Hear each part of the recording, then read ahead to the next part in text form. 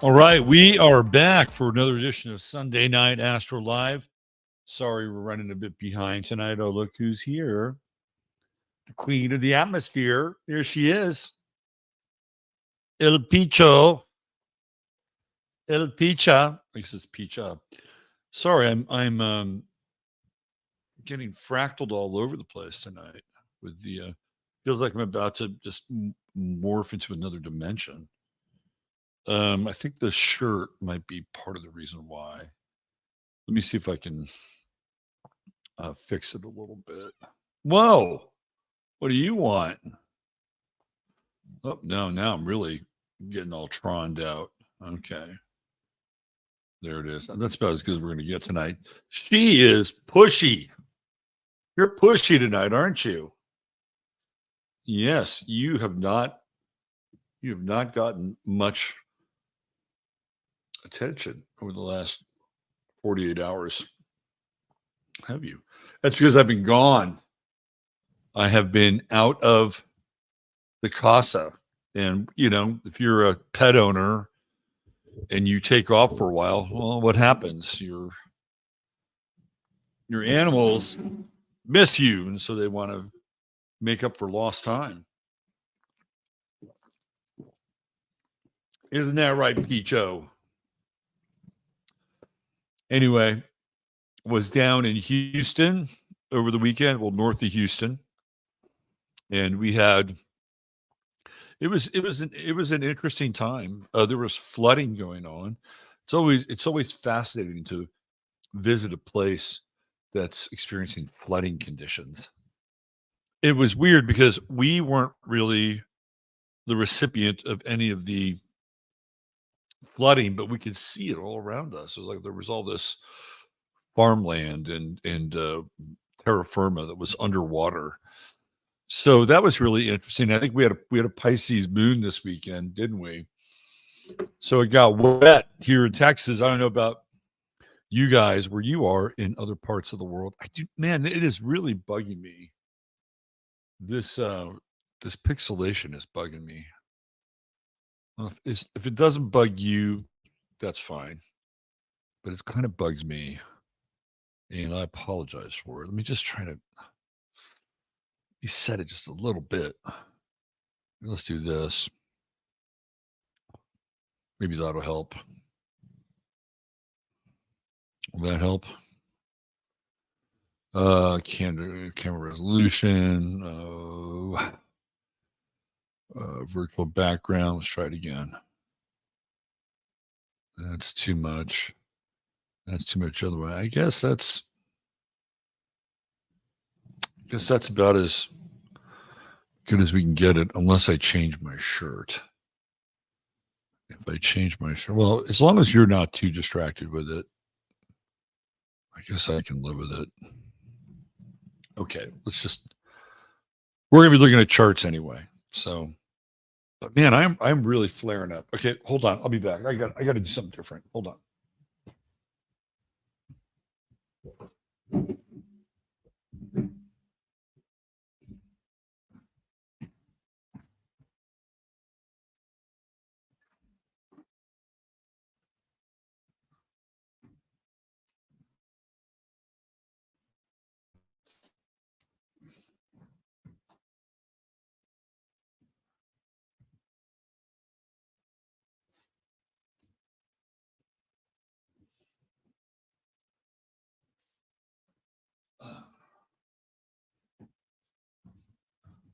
Okay, let's see what happens here. It was just getting distracting for me. So, yeah, it's better, right? I went with a solid color because there was a little green in that shirt. And when you have a green screen, it's sort of competing for what to pick up on. So, and I brought the light a little closer. So there we go. Okay. Yeah. So it was interesting. There was all kinds of flooding. It didn't really hit us all that much. In fact, nothing at all. And it was cool to get away. We did the Jupiter in Gemini webinar yesterday. There were probably about 25 people that were in there, and I did about a 2.5-hour presentation on Jupiter and Gemini, which is coming to a theater near you on May 24th. We're going to get into that tonight. I'm not going to get into the entire presentation because I have to leave a little over here for people that are members, which they attended. And if you are a member and you weren't able to attend, we'll be sending out a recording in the next day or so. The other thing that I want to make a couple announcements about before we dive in tonight is, well, let's start with the most obvious ones, which is, of course, hit subscribe. If you haven't subscribed already, please do that. Hit the thumbs up. It's good for the algorithm. Smash that thumb. Let's see what else. I have my link here. If you're interested in signing up for a reading or one of my services, and you can also buy me a cup of coffee. And don't forget our good friend Chris over at truehempscience.com. That's truehempscience.com, where if you spend $100 or more, all you got to do is, guess what? Type in 15MINS, 15MINS. You'll get a free goodie bag with some gummies and some tinctures and all kinds of good stuff.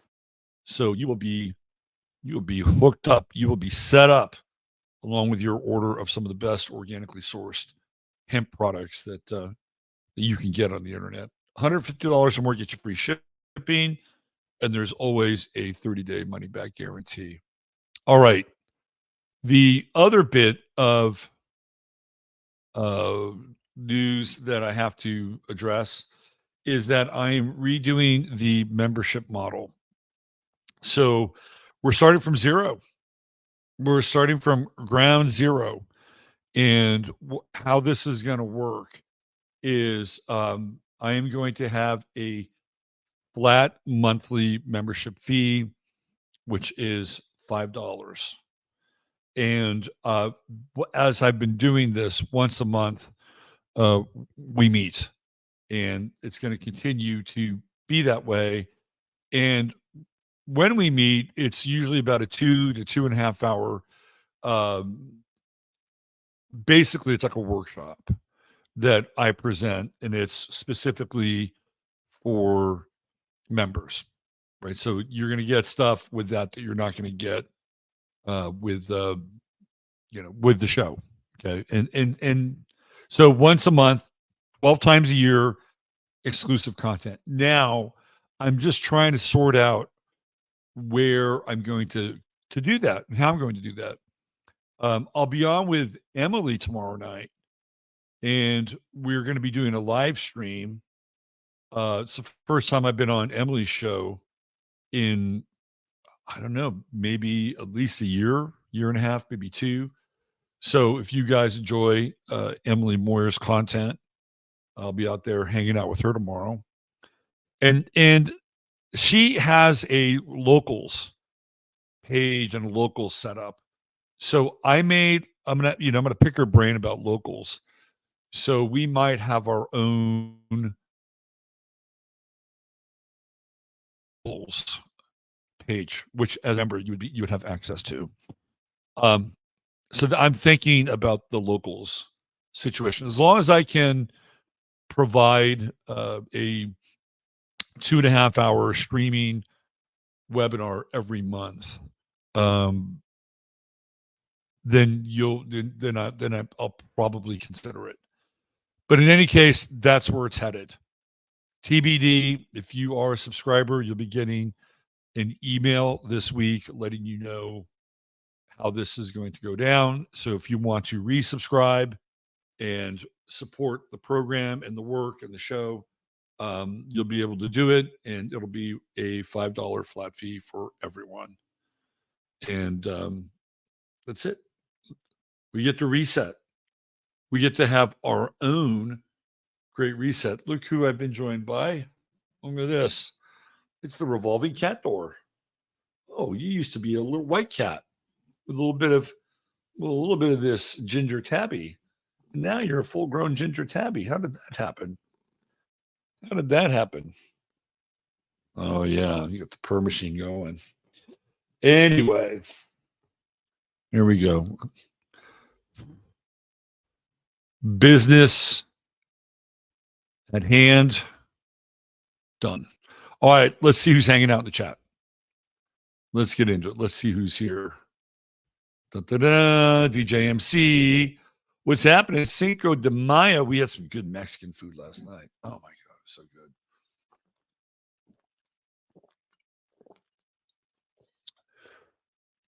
You know, I live in kind of a wasteland of good food here.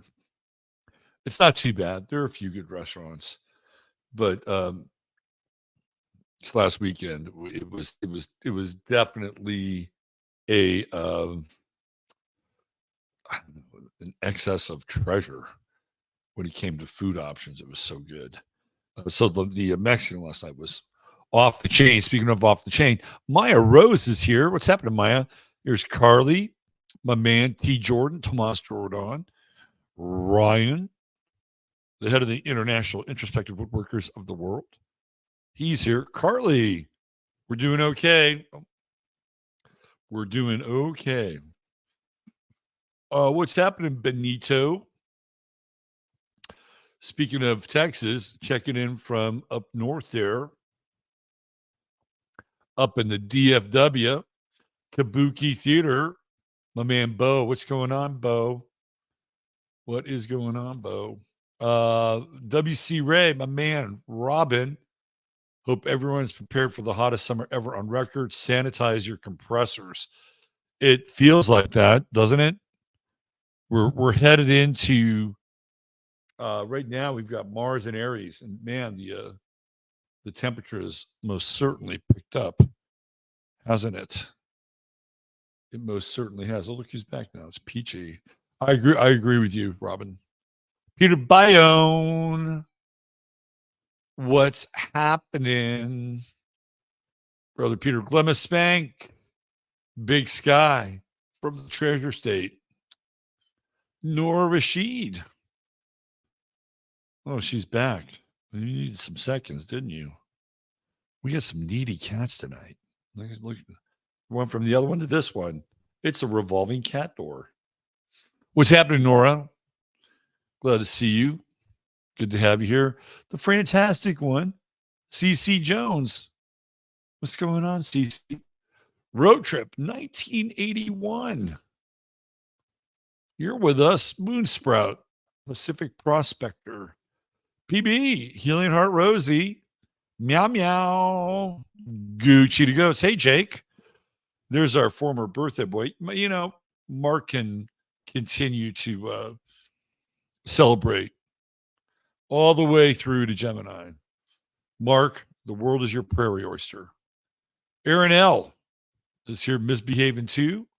Thunder. Derek Reagan Walls. Yeah, we didn't plan to. I didn't plan to have the Cinco de Mayo dinner last night, but it was. I celebrated the independence of chicken mole. Damn straight.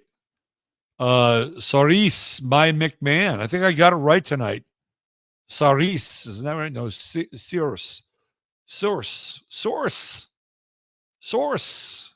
My McMahon. Dave Haza. Hello, Dave. Good to see you. Welcome to the show that never ends. Esperanza Vince Tero. She's here. Denise Walker. Let's see. Pluto in retrograde has been fucked energy. Ooh. Here's what I have to say, right, about energy. You never know how it's going to turn out. You just never know, right? It may be fucked today, or it may be fucked last week, or fucked a couple weeks ago. But it may not be fucked next week or 2 weeks from now or a month from now. It's just the way it is. Sometimes I think we all have this tendency to be prisoners of our moments, to view what we're going through, especially if it's marked with discomfort, as something we'd rather not be going through.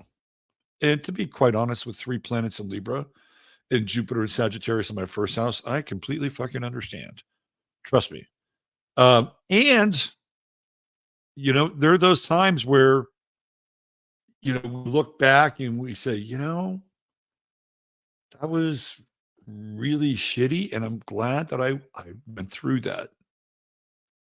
We just don't. It's very hard for us to see from our vantage point unless you like dial out. You dial out and you go, okay, I'm not going to attach a whole lot to this. I'll feel it, do what I have to do, but I'll work with the energy, right? I'll work with the energy. And I've told this story before, so I'll share it again just for the moment. Just for the sake of the moment. When I was in college, I had transferred from junior college to uh, university, right? But it was San Francisco State University. But it was a good school. It had one of the best English departments in the country at the time. And I had this teacher. His name was Marvin Nathan. And Marvin Nathan um, was an incredibly good teacher. And I had this course in humanism and mysticism. And we were instructed to read the Tao Te Ching and the Dialects of Confucius. 2 very different works. By the way, Lao Tse and Confucius knew one another. The famous meeting between them placed on because he would be hired by these kings and princes, and they would try to tap his intellectual power. And he was really they would try to tap into it because they wanted the power, right? They wanted the power. They didn't want to listen to him. He was all about having them run a better kingdom. And to do that, you had to be upright and have moral character, and et cetera, et cetera, et cetera. And they didn't like that. Like, this is just like, just give me the shit to rule the world, or at least rule my little principality here. And he wouldn't do it. Confucius is more about a holistic system and how to be a good leader. So, sometimes he would get kicked out of these places because he wasn't delivering what they needed to. So he was kind of on the lam, and he was in a little bit in Western China, and he hooks up with Lao Tse. And Lao Tse says, the difference between me and you is that you tell people things that they don't want to hear, and I tell them things that they need to figure out. And it was a very interesting kind of emphasis of their 2 various um, styles of dealing with nature and reality and truth. Anyway, I didn't really know that at the time. What I did is I transposed my meaning and my understanding of the work, and used verbiage and vernacular that I thought was representative of the thing that I was trying to get across. And so I said something, and he said, well, show me where that is in the text. Show me where that is.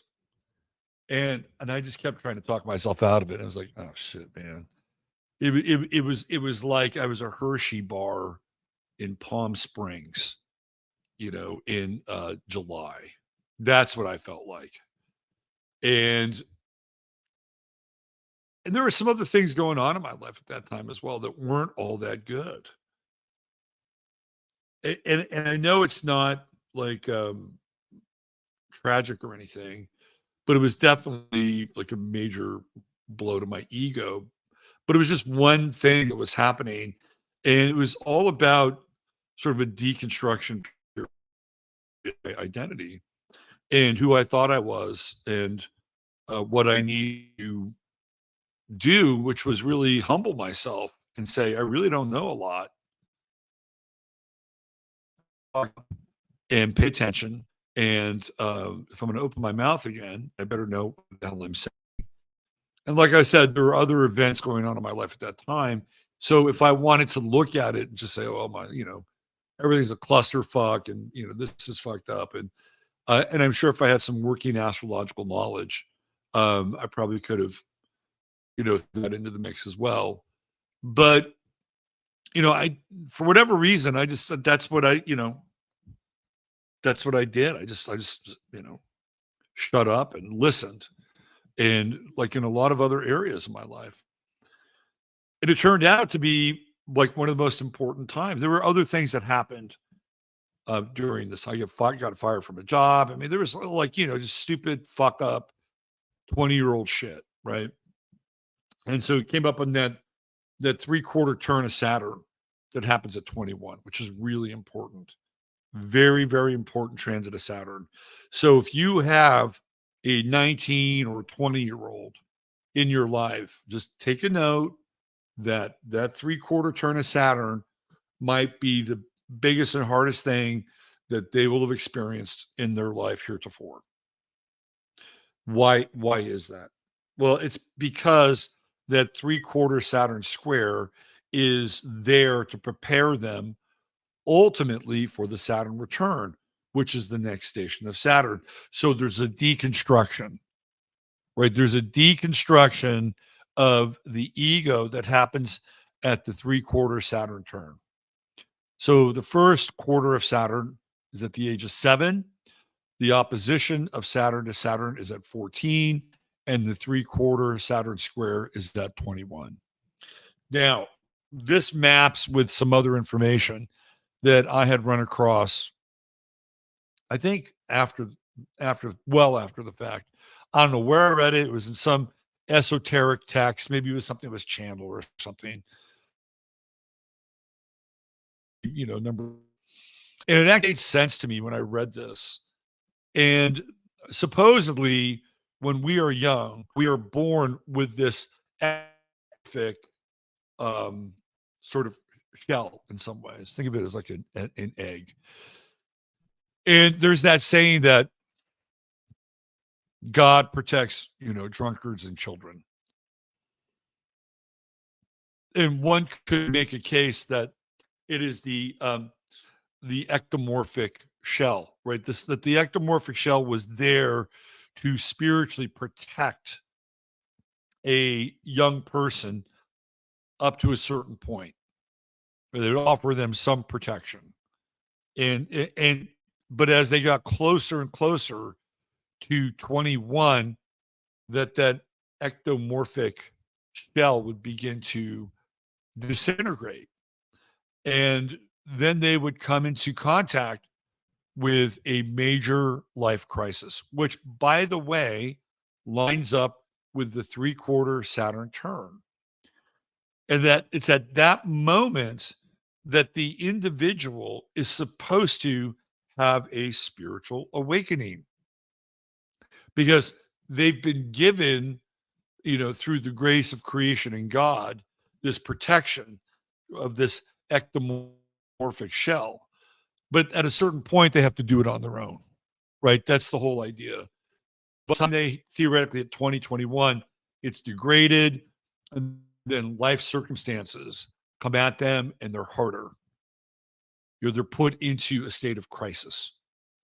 And then that's when they're supposed to understand that they are spiritual beings. People are spiritual beings.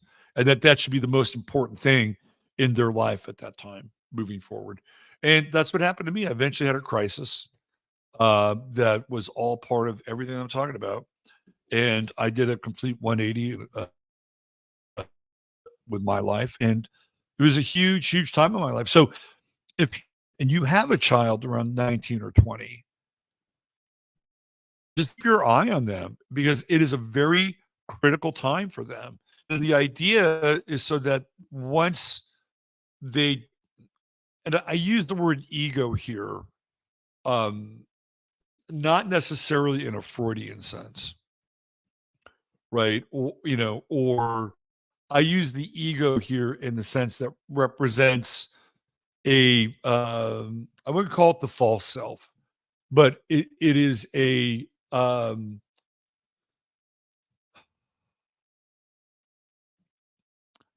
is a narrower version of the self. That's what the ego, it's a narrower version. You can operate quite well within the parameters of the ego. And the ego brings us things, right? If we want something, it is generally as a result of the ego. Well, I want to look, I want to lose 25 pounds. Well, why do you want to lose 25 pounds? Because I want to look better, right? That's not saying, well, I want to look healthier or be healthier. It's kind of an ego thing, right? But it's okay. It brings us experiences. I want to be rich. I want to have a beautiful woman or I want to have a beautiful man, right? Those are all ego oriented choices. And then, you get the things and then you figure out whether or not they're worth it or not, right? I mean, that's how it works. So when you're 20, what happens is that your egoic identification breaks down, just like this ectomorphic shell breaks down. Okay. Um, and as a result of that, you have to individual has to figure out how to connect with a higher power because the higher power protected them up to a certain point. It's kind of like how we have the thymus inside of us. And the thymus, I think, is active until you're what, about 11 or 12. And then it's just this dormant, it plays a role, but not the role that it plays when you're younger. The thymus, when you're younger, is kind of like an immune supercharger. But after a while, we don't really need it because our body gets to a certain point. We're strong. We've gone through whatever pathogens that we have to assimilate and then become immune to. And then the thymus kind of shuts down and just stays there, right? It's a similar version of the thymus. I don't even know if there's a word for it. I just call it the ectomorphic shell. So if you have a 20-year-old, just know that that's what they're going through. And I have a 20-year-old and I'm watching it happen right now, this very instance. So how we got there is Pluto retrograde.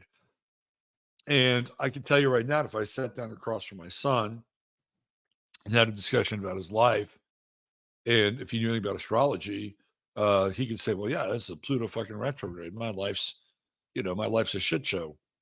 Well, no, your life's a shit show because you're going through certain things that you're supposed to be going through at a particular age because you're supposed to leave childhood behind, break through, connect with God, so that God is your um, guiding light and higher mind and source of wisdom and love.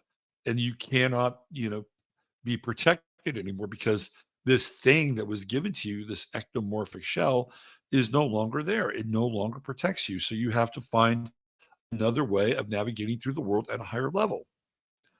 I'm not sure he'd buy that, but that's the way it is. And then once you get through that, it's like you're climbing a mountain to the Saturn return. And then once you get to the Saturn return, you codify what you've done over the last 7 years. It is the last outpost of immaturity, maturity. And that's when you're supposed to say, okay, I accept my role in the world. For some people, they get married. For some people, they have children. For some people, they have whatever degree of responsibility they take on. And it's all part of the cycle of Saturn. And it's a beautiful thing. But when you're going through the hurt and you're going through the pain, and you're going through the chaos and you're going through misfortune, you always see the forest from the trees. And it will take a while before you can be down the road. So, you know what? That was really important in my life. That was really important. It was fucking hell. I didn't like it, but it was really important. And I'm glad that I went through it. So I think these are some themes that, are going to be really handy, where we are, because Aquarius is a sign that is, even though, it's really interesting.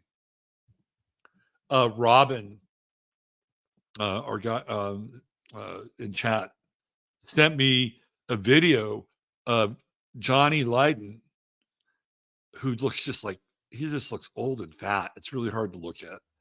But he sent me this video of Johnny Lydon, who is an Aquarian, Johnny Lydon, Johnny Rotten.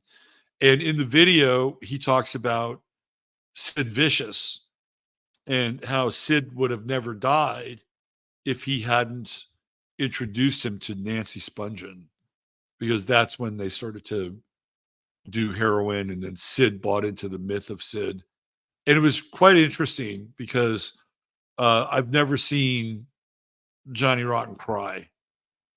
And, he's always had that kind of, diffident, detached, Aquarian, fuck you attitude, right? Diffident, detached, Aquarian, fuck you. And because Pluto's retrograde, and I'm just throwing this out there, and he is an Aquarian, right? He was going back in time and he was remembering Sid Vicious. He was remembering what happened, and he was his friend, and he had remorse. The detached Aquarian had remorse. So Pluto in Aquarius is bringing us some interesting vibes, whether it's in the retrograde side or whether it's, so now it is going to go back to 29 degrees Capricorn. So we're going to have one more go at this Capricorn transit with Pluto. It takes us right into the election, which we'll talk about a little bit tonight, later in the show, as it relates to one Donald John Trump. But I think the lesson, like if we could distill one lesson from Aquarius right now for the entirety of us, right? The lesson that I would distill is to be detached. To be detached, not detached to the point where you're just, I don't know, floating through space and like there's no meaning to anything. That's not what I'm talking about. But detached from the place where you're looking at the shit show, or the shit show is happening in your life. And if you could just step back a little bit and just observe it and watch it. Observe it and watch it. That's what Aquarius is really good at. Observe it and watch it. And not get caught up in the cyclone, right? Not get caught up in the cyclone, and just take a deep breath.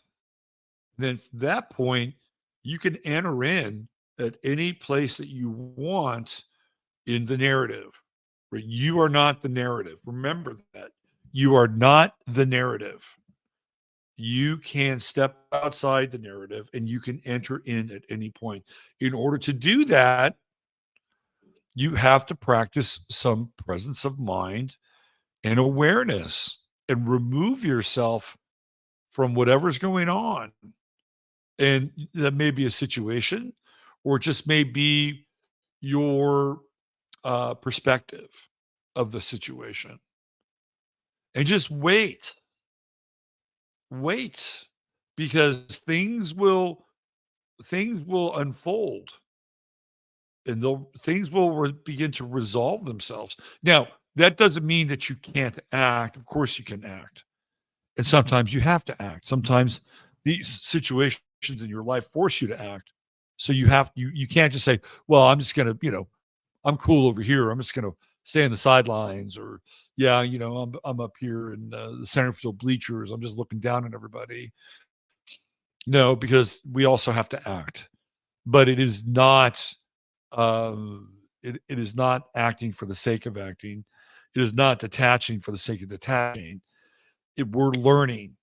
We are learning through Aquarius these deep Aquarian lessons, which is just wait, because you'll understand something later on you cannot understand now.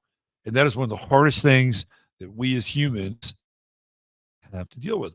Why? Because if we're uncomfortable, we're in pain. And most people want to do everything in their power to not be in pain. And really, who likes pain? Who likes pain? Pain kind of sucks, right? Let's just be honest. It kind of sucks, but it's there for a reason, right? It is there. It gets your attention. It gets your attention. And then what do you do with it? Well, you step back and look at, well, why am I feeling this way? Well, gee, what do I do now? What's my role in this? How do I resolve it? And it's like this is the formula. And I'll tell you why, because when Jupiter goes into Gemini, you just wait. You just wait. Trying to figure out what the hell is going on in this world with Jupiter and Gemini is going to be really fucking difficult. Really difficult. Every time you have something figured out, it's going to just flip on you and go, oh shit. How about that? I didn't see that coming. That's just part of it. It's not only that, but what happens in the news, in terms of these collective events, like something will go down and everybody will, rush in, fools rush in, right? There's a reason why that saying exists. Fools rush in. I would say be very, very cautious with this Jupiter and Gemini cycle, because there's going to be all kinds of apps and minefields. And the last thing you want to do is say, this is the truth, or this is what's happening. And without a shadow of a doubt. And then 1, 2, 3, 4, 5 days later, like the narrative flips, inverts, and it's like you were wrong. It's okay to be wrong. It's okay to be wrong. But it's better to be it is better to be observant and at times measured, and we'll throw right in the mix, but we won't put it right at the top. Because if you're observant and measured and just wait, you'll be able to see things that you can't see if you just rush to judgment. And Jupiter and Gemini is going to bring us a lot of that. We're rapidly moving into the realm of AI. It's going to be like we're going to start to see things. It's going to cause us to question: is this real? Is this not real? Did this person actually say this? Right? I mean, it's gonna be fucking crazy with Jupiter and Gemini. So again, what is Pluto and Aquarius teaching us? It's teaching us to be a bit more detached and to step back and say, I may not have all the answers right now, and I may not know what the net effect of all of this that's happening is, but I'm willing to suspend my judgment. And I'm willing to wait and go through what I need to go through in order to see it out. Because I guarantee you, 3, 4, 5, 6 months down the line, you're going to see things very differently. And we're going to go through a rapid acceleration of time here. Like Taurus is kind of slow. You get a little bit of the boost, the turbo boost with Uranus, but Taurus is kind of slow. Right? It's the bull, right? Boom, boom, boom, boom, boom, boom, boom, boom. It's okay. You're kind of, it reminds me of the joke that my father told me when I was a kid. And I was a kid when he told me this joke. And I didn't know whether to laugh or be embarrassed, or like it just hit me in a weird place, right? And he said, I remember this. We were having corn chips, Fritos, and bean dip. And we're sitting around. He said, "You want to hear a story about the father bull and the son bull?" I said, "Sure." Well, the father bull and the son bull were up on a hill, and they're looking down. There were all these cows down there below. And the son bull said to the father bull, said, "Hey, Dad, let's go run down there and go fuck a cow." And the father bull looked at the son bull and said, "Son, let's walk down there and fuck them all." Like, I'm like 11 or 12 years old, and he's telling me this thing, right? I'm like, I didn't know whether to laugh or feel embarrassed or what, right? Like, I had the facts of life down. But I was like, "Okay, Dad, these are pearls of wisdom." But that's what we're talking about with Taurus, right? Let's walk down there. Taurus is good once it gets up to speed and gets some momentum. And good luck stopping a bull with momentum.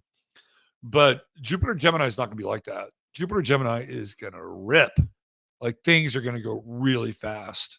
Really, like, holding on to a so-called event in reality is going to be really difficult, because just as one thing comes, the next thing comes, and the next thing comes, and the next thing comes, and the next thing comes. And you were, yeah, people are going to, can you fucking believe this? Can you fucking believe this? That's going to be the phrase of Jupiter and Gemini. Can you fucking believe this? Question mark. That's what it's going to be. Now, right out of the gate, it trines Pluto in Aquarius. Hello. Like, are we gonna see some mind-bending AI stuff, some clones, some doubles? Are the drones and the robots gonna make their appearance and make their long-awaited debut in the servo mechano economy? Like, we're coming right up against it. Right up against it. Jupiter goes into Gemini on the 24th of May. 24th of May. All right. Let's tell you what the significance of the 24th of May is.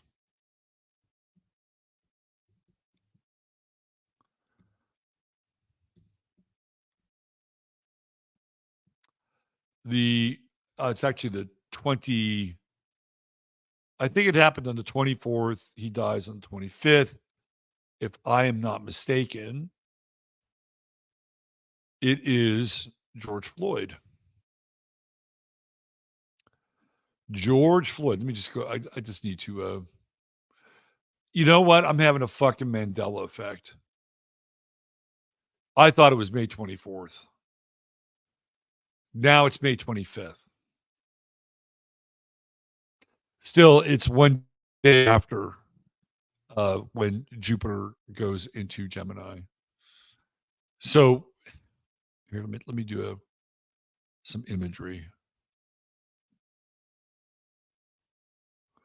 A little image capture.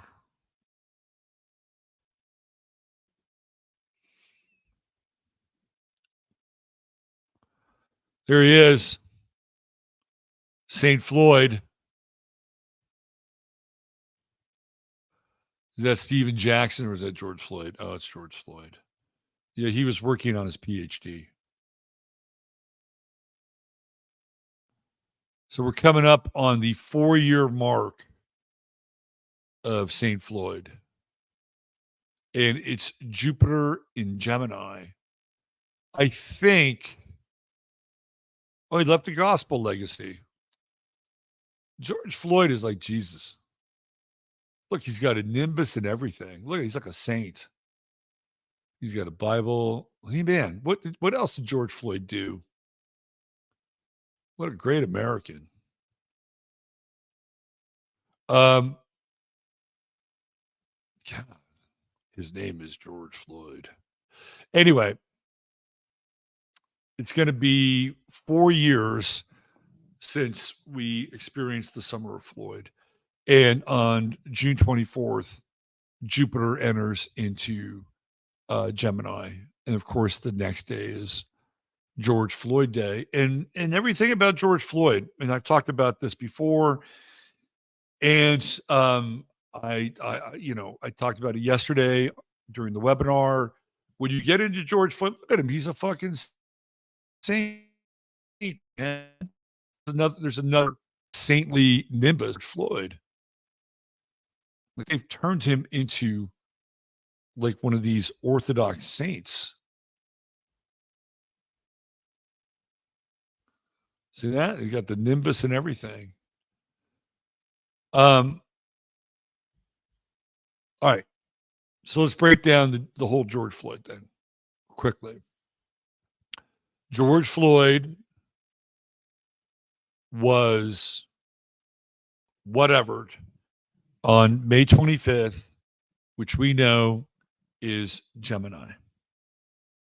Okay, just keep that in your brain. It's in Gemini. Some of you may know where I'm going with this. Where does George Floyd live? He lives in the Twin Cities, St. Paul, Minneapolis. Okay, so we have George Floyd being ushered into wherever he was ushered into on May 25th, which is a Gemini day. And it happens in the Twin Cities. Okay. So who else is a Gemini?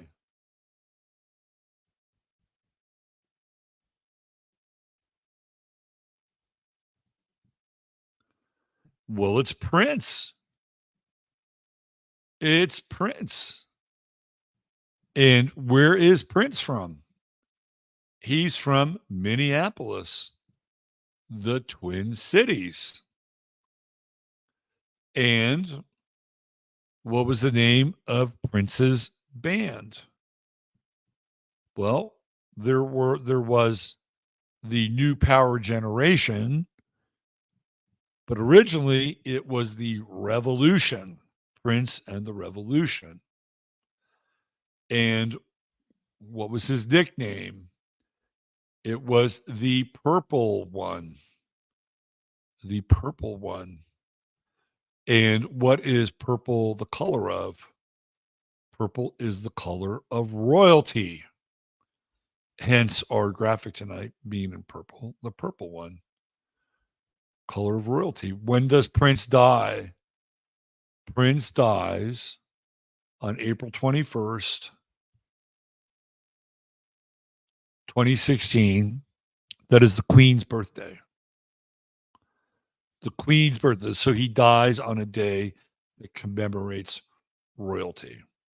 And he is Prince, by the way, and part of rock royalty. So when George Floyd, we're just keep in mind now, remember, we've gone down this path before, but it's important to, since we're coming up on this time and we have Jupiter and Gemini,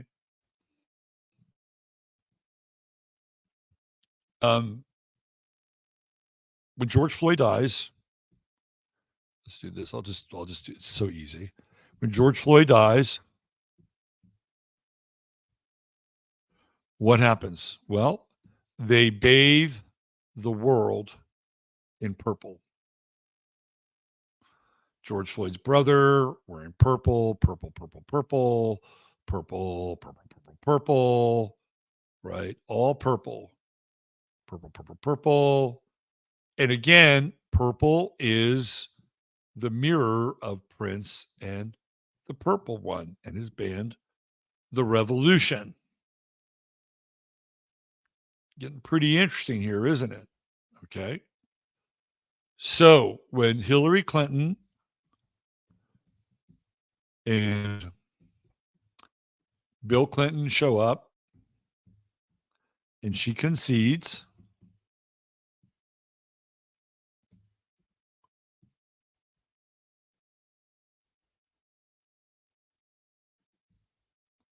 the day after the election, what is she wearing? Purple. Boy, she doesn't look happy, does she? She's fucking pissed. She's fucking pissed. And Bill's wearing a purple tie, and they are signaling that this is the color revolution. The color purple. which of course was a movie that was it starred what's her name? Oprah Winfrey and Whoopi Goldberg, right? Color Purple, written by Alice Walker, who's an Aquarian. So the color purple, the purple one, George Floyd, right? Twin Cities, Gemini. We get ready because they're going to crank that shit back up again. Now, it won't look the same, but it is coming at you, and you're going to get a lot of George Floyd real soon. Now, there's another little twist here to the whole thing, and that is Steven Jackson. And Steven Jackson was a former basketball player and a professional gang member. And he claimed, metaphorically speaking, of course, that George Floyd was his twin. George Floyd had a twin. He's a former NBA player. Look when it came out, June 11th. Hello? You got a little twin action there. A little May 29th, 11, twin action there. Steven Jackson, twin of George Floyd, speaks at rally. So I guess that was George Floyd when he was young, and he was, I don't know, young and thugging. And Steven Jackson, his big twin bro, got a 10-minute relation there, a video there on his relation with Steven Jackson. I mean, I think that the whole twin thing was just fucking weird. I don't know if they grew up together. I think Steven was older than George Floyd. Ex-NBA player George Floyd and social media. Let's get our bad buck, shall we? A little bit of Kaepernick, a little bit of knee, a little bit of Floyd, a little bit of knee. And that is just some psychological programming right there. According to Jackson's social media activity, he and Floyd grew up in the same Houston, Texas neighborhood. This is what I got to wake up to, huh? So I got to wake up to. Floyd was my brother. Man, we called each other twin, bruh. Everybody know me and Floyd called each other twin. My brother was only out there in Minnesota. He was changing his life. He went to Minnesota. He was driving trucks. I sent him 2 or 3 boxes of clothes. My boy was doing what he was supposed to do. Man, y'all go kill my brother. I'm on my way to Minnesota, man. Whatever I can do. Can't let this ride, dog. Y'all not going to be mad until it hits you front door. Yeah, so Floyd, a black man, 46. Were they the same age? How old was Steven Jackson? I always thought Steven was older than this guy. Maybe not. Maybe they were twins. There is a tight end, George Floyd, big target in the Lions attack. Anyway, the twin thing was just weird, right? I mean, it was all part of this twin symbology that was connected to the sign of Gemini and the Twin Cities and Prince being a Gemini and the purple one. And it's almost like Prince was a sacrifice. It's what it feels like. You know, Prince was April 21st. So that was what, 30, I think it's 30, is it 34 days? 34 days. Am I frozen? Am I frozen? No, I'm not frozen. 34 days between, here, let me just do this.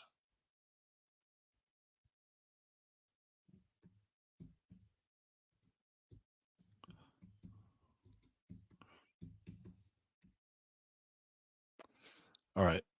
So let's do this real fast.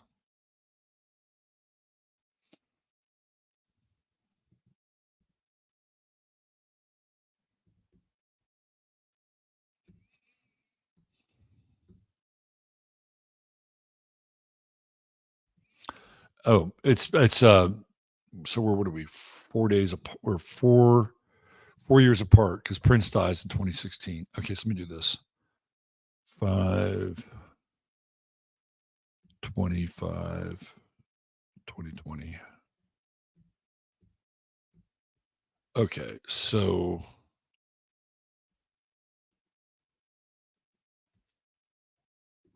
okay, let me just do this. Calculate duration. Okay, so it is 1,495 days between the death of Prince. Is 1496 if you include the end date. Now Trump, so it's 4 years, but it almost feels like Prince is a sacrifice. You know, it feels like he's a sacrifice because from 2016 forward, you know, we have um, a number of sick people die at the hands of police. What's his name? Arbery, the guy who was running around Georgia, he gets killed. You've got the gal down in what is that, Louisville? She gets killed. So I'll give all these death right at the hands of cops theoretically, and then it all leads up to George Floyd. But it all kind of kicks off with the death of Prince, and then we have this whole purple revolution thing. It's really weird, and we're coming up on it. Now, I'm not saying it's going to happen again, but let's see. But the energy is clearly there. The energy is clearly there. Hold on 1 second.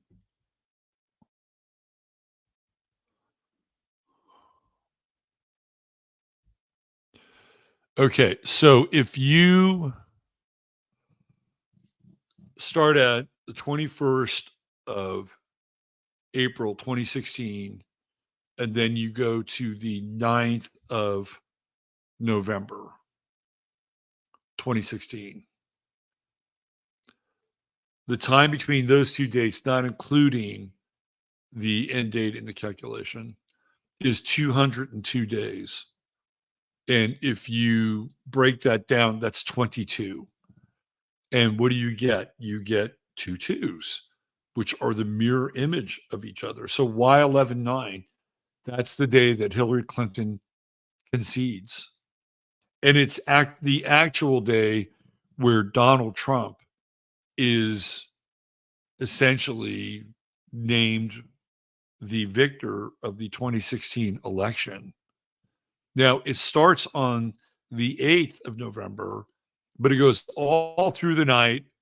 And at about, was it like 1:30, 2:30 in the morning Central Standard Time, they start to announce it. So it's clearly on the 9th of November where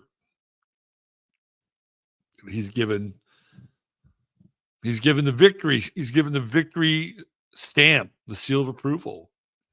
So that's 202 days, or the number 22, between the death of Prince and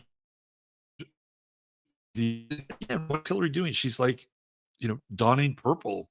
I went to go see Chic and Duran Duran the night after Prince died here in Austin, and when Chic played, the entire stage was bathed in purple.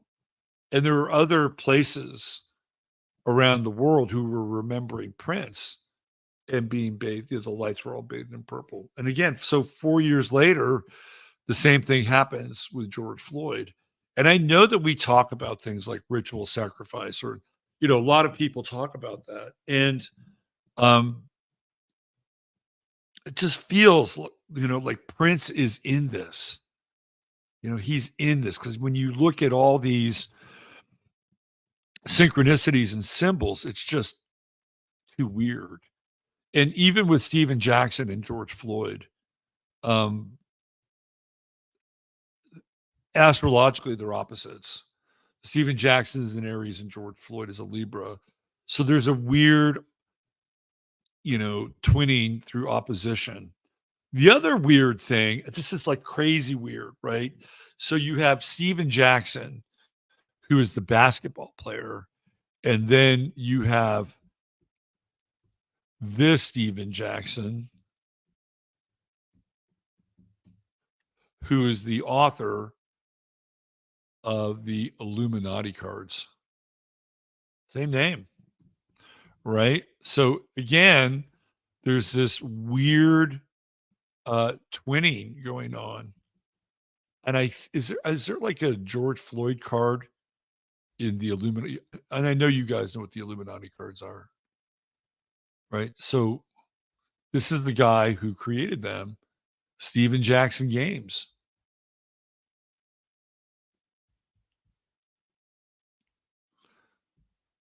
So could you make the conclusion that Stephen Jackson, the basketball player, was playing his Illuminati cards? There's a George Floyd Illuminati card. Let me just see. I don't know if there is or not. Let me just see. I don't think there is. There is a Stephen Jackson Illuminati card with Trayvon Martin's father, but not with George Floyd. Interesting. Anyway, you're going to get a lot of that with Jupiter and Gemini. You're going to go, what? Slow down. What does all this mean? I don't know, but it sure is fucking interesting, isn't it? No, I think if you go back and look at what happened, Prince was off. He was killed. Now, there are some people who believe that a famous rapper in New York, whose name sounds like Maisie, well, let me use a J, that he might have been somehow involved with said singer's passing. I don't know. I don't know. Um, Astrologically, they are in opposition with one another. Prince is a Gemini and Jay-Z is a Sagittarius. So they would be theoretically at odds with one another. And I think they were. Jay-Z had the rights to a couple of Prince's later albums for Tidal, his digital streaming download service. And I think they just wound up uploading the entire catalog. And then Prince's estate has been in an ongoing dispute with Jay-Z about the catalog. And I think that how Prince died was that I think he was slipped some fentanyl. Like, I think he was taking some kind of anti-anxiety drug. Like, it might have been Xanax. I don't know. He was doing something. And supposedly somebody got some fentanyl into his system. And that's what happened to Prince. I think they're not going to tell you, but he OD'd on fentanyl. So somebody was angling, I think, towards Prince. Now, I'm not sure if it's, the guy with title, but it does feel very much like a sacrifice because everybody loved Prince. I don't know I don't know anybody that didn't like Prince, except maybe record executives. He was a pain in the side to them, but everybody loved Prince. You know, when you have somebody that's beloved that dies, there's a lot of energy that's released.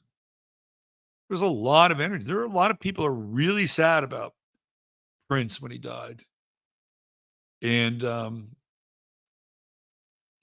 they harvest that shit, right?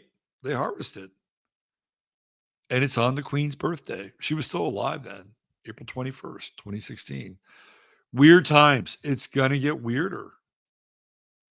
Just hang out with me over the next couple months. This is the place you want to be. You want to be here so that we can wade through the weird.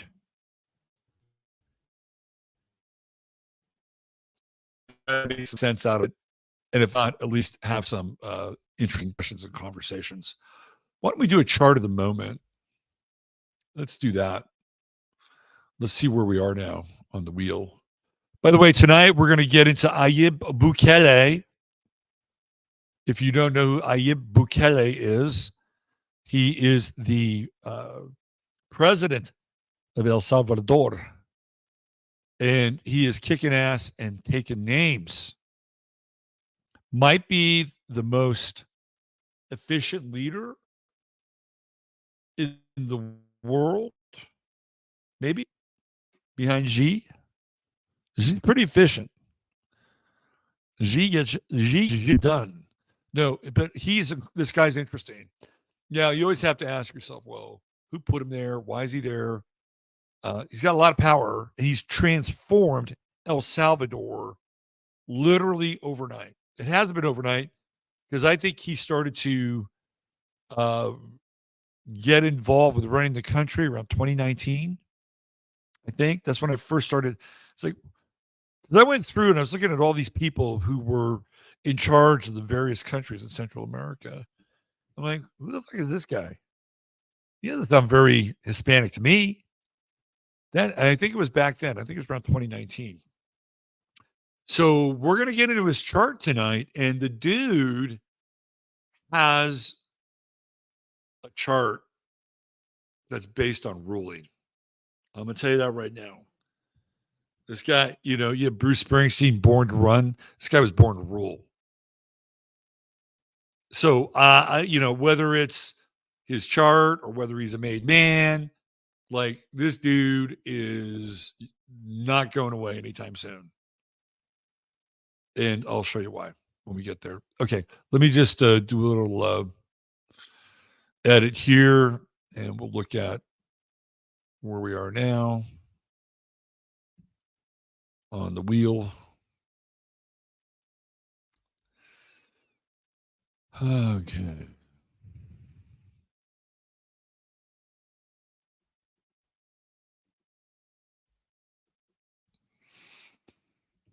All right, let's do this.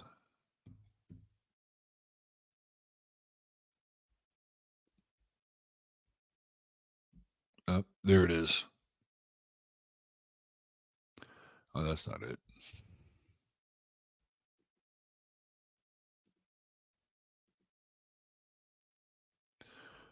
Okay. Cinco de Mayo time. 8:22 p.m. Let me throw this up here.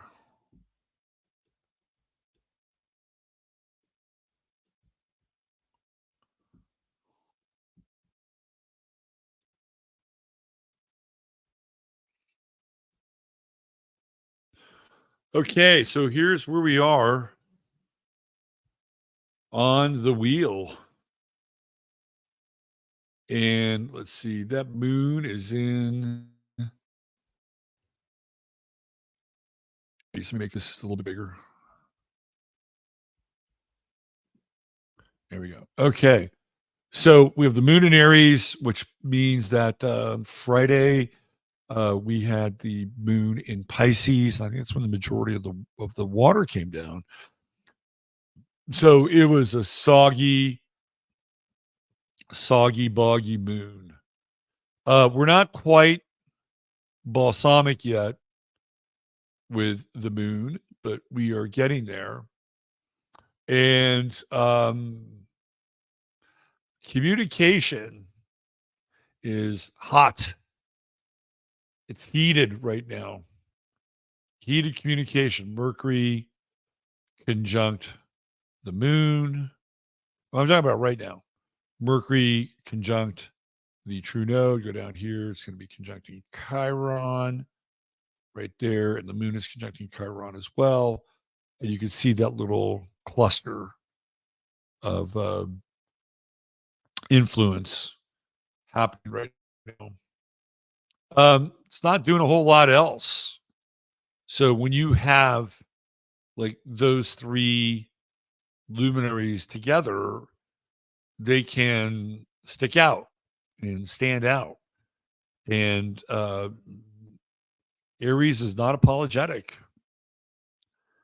It is not apologetic. Now, that said, it's a cardinal sign.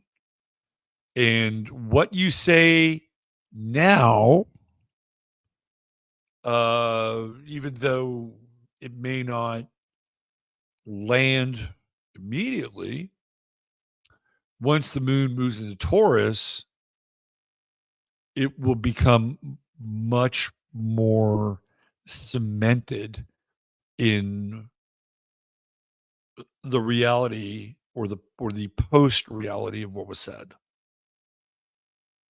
Do you understand what I'm saying? So whatever you're engaged in now, conversationally, if it's heated, if it's hot, if it's aggressive, martial, cardinal, you won't feel the impacts of it until the moon moves into Taurus because everything settles, right? When you look at Aries and Taurus, what do? Well, they replicate this process of creation. So Aries, you can even look at it, right? Like think of Aries. To me, Aries is such an interesting symbol or glyph because it can mean so many different things. Like it could be two shoots coming out of the ground to denotate spring. If you look at a woman's reproductive organs, they look just like the sign of Aries. Where you just, you have these are the fallopian tubes and the eggs, right? So that's another symbol that's really interesting of Aries. Of course, you have the ram and the ram's head, which is the most literal symbol. To me, it's also like if you were to think of something volcanic, and I've talked about this in like relationship to Hawaii. So here we have Pisces, which is water, and then you have this volcanic eruption, which is hot and lava-like, and then when it cools, it becomes land, vis-a-vis Taurus. So this quadrant of the zodiac is really interesting when it comes to the process of creation, right? If you just look at the creative process itself, Pisces is all about the subconscious, the soul, the spirit, right? This is where all of our imagination and creativity dwells. And so there's this, it's like below the line. And then when somebody has a creative urge or creative surge, they plug in with Aries and they just like, here we go, right? And there it is. And here's the act of creation. And then when you go to Taurus, like this is the energy. And when you go to Taurus, this is the manifestation of the creation. So we have the geological formation of creation, that you can see here: water, volcanic fire, cooling land, right? This would be the equivalent of the creative impulse, imagination, the spirit, and then moving into action. And then the action takes on a form of creation. Then Gemini comes along and you get to look at it and goes, is this any good? Or does this suck? Right? So you get to talk about it. So it's a very interesting part of the zodiac. Like normally we think, okay, well, we'll go with the first quadrant, Aries, Taurus, Gemini. But you can back it up and go Pisces, Aries, Taurus, and then you could have some really interesting, um, symbolism for your cookbook.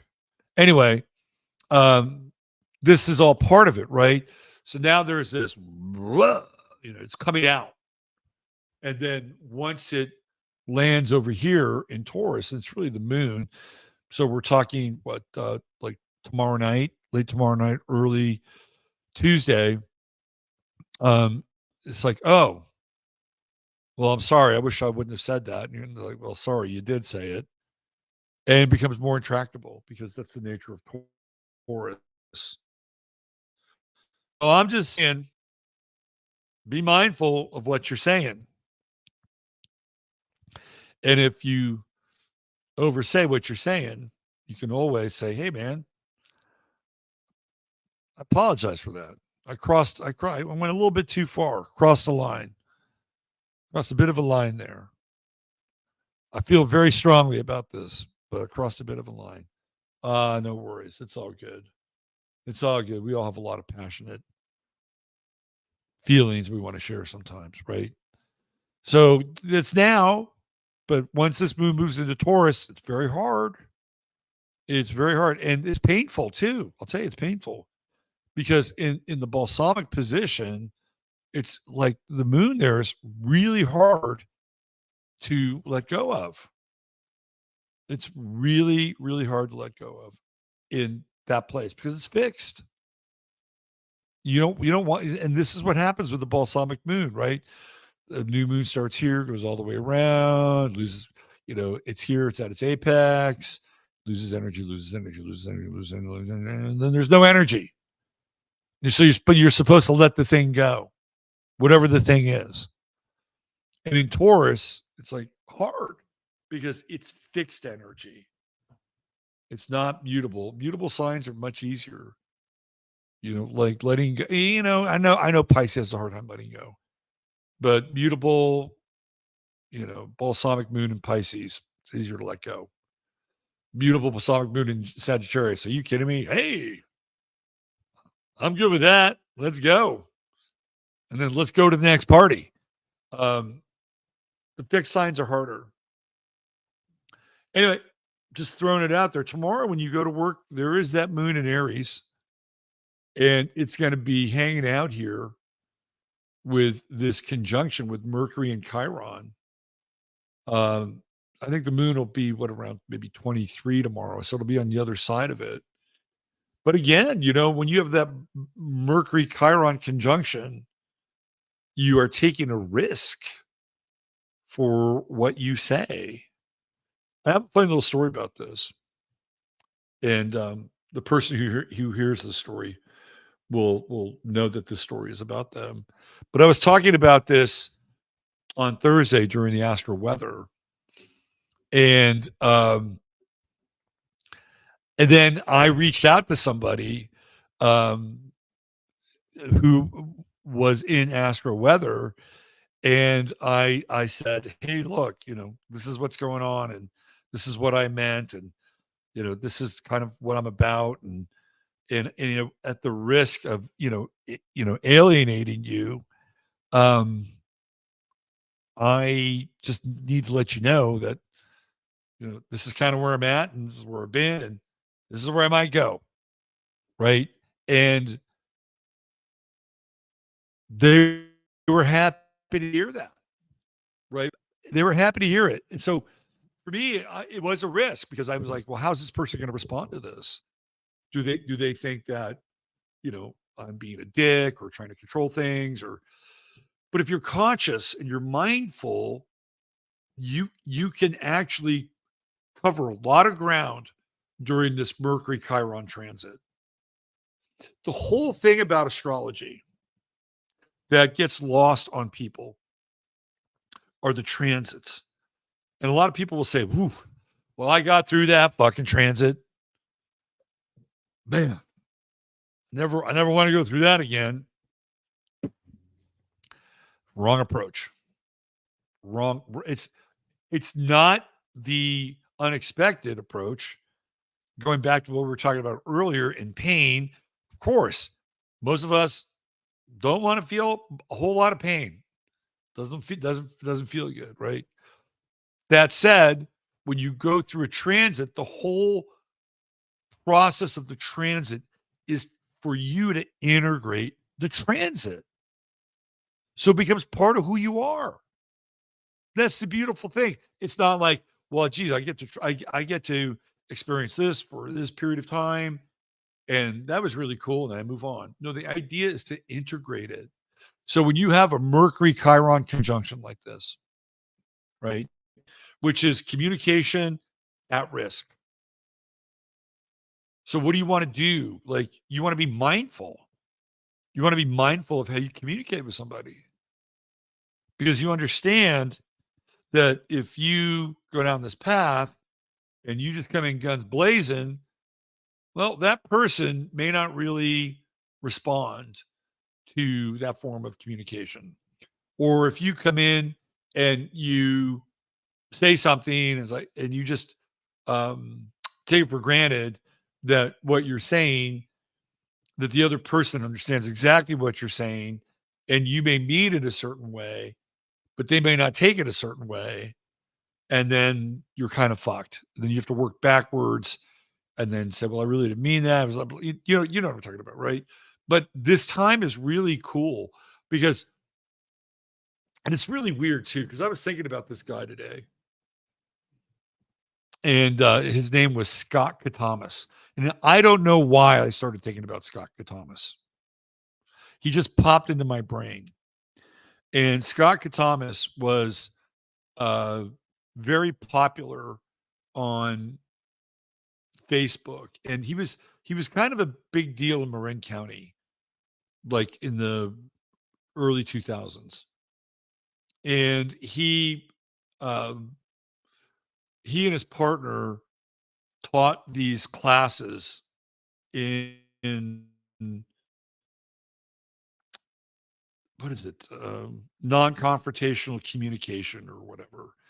This guy Marshall Rosenberg, and he has this whole style of communicating so that the other person feels heard. So this is really big in the early 2000s. And this guy Scott and his wife were all over the place teaching this stuff. And he kind of looked the part. He had long silver hair. He looked like a medicine man. And I think at his core, Scott was probably a pretty good guy. I really didn't know him very much. I think I ran into him one time, but we would communicate back and forth on Facebook. And I realized that he was a 49er fan, like a hardcore 49er fan. And at that time, I was like really down on Marin County people. I thought they were all full of shit. And for the most part, most of them were. Just saying. But that's where they were coming from. They were coming from a very different headspace that I was coming from at that time. And they were still sort of in what I would call the Marin County bubble. And I wasn't in the bubble. I had pricked the bubble. Not that I was ever really in the bubble in the first place, but I knew a lot of people there. And I spent time there and hung out there. I'd go to parties, and David Avocado Wolf would be at the party, right? Had lunch one day with David. And, it was like, there was kind of that world. That world been going on for a while. It was the latest iteration of that world. And so this guy Scott was kind of a big deal. And then I thought to myself, oh yeah, that guy died. He died a couple of years ago. And I thought to myself, well, what was he all about again? Oh, he was about this nonviolent communication. That's what it was. Nonviolent communication. And then when I look at this Mercury Chiron conjunction, that's what pops into my brain. is like this nonviolent communication. Not that I want to censor anybody. I'm like, I am not down with censorship. Like I think censorship fucking sucks. But with Chiron conjunct Mercury, and especially in this decan, which is the 20th degree, which puts it in the Sagittarian decan, it's all about the higher mind, right? It's about the higher mind and the lesson. Sagittarius is always about the lesson, always about, the philosophy of the why and the how. And I think it's really fascinating because when you get into this idea, I'm not even going to call it nonviolent communication because I don't know enough about it. All I know is that it was a thing. And this guy, Marshall Rose, behind it. And Scott Thomas was flying all over the world teaching it. I used to give him shit because the whole climate thing was going on then too. And I would send him a text on Facebook. Hey, Scott, I got a question for you. What's that? I see you flying all over the world, doing all this nonviolent communication stuff. How does that size up against the, global warming? It was global warming back then.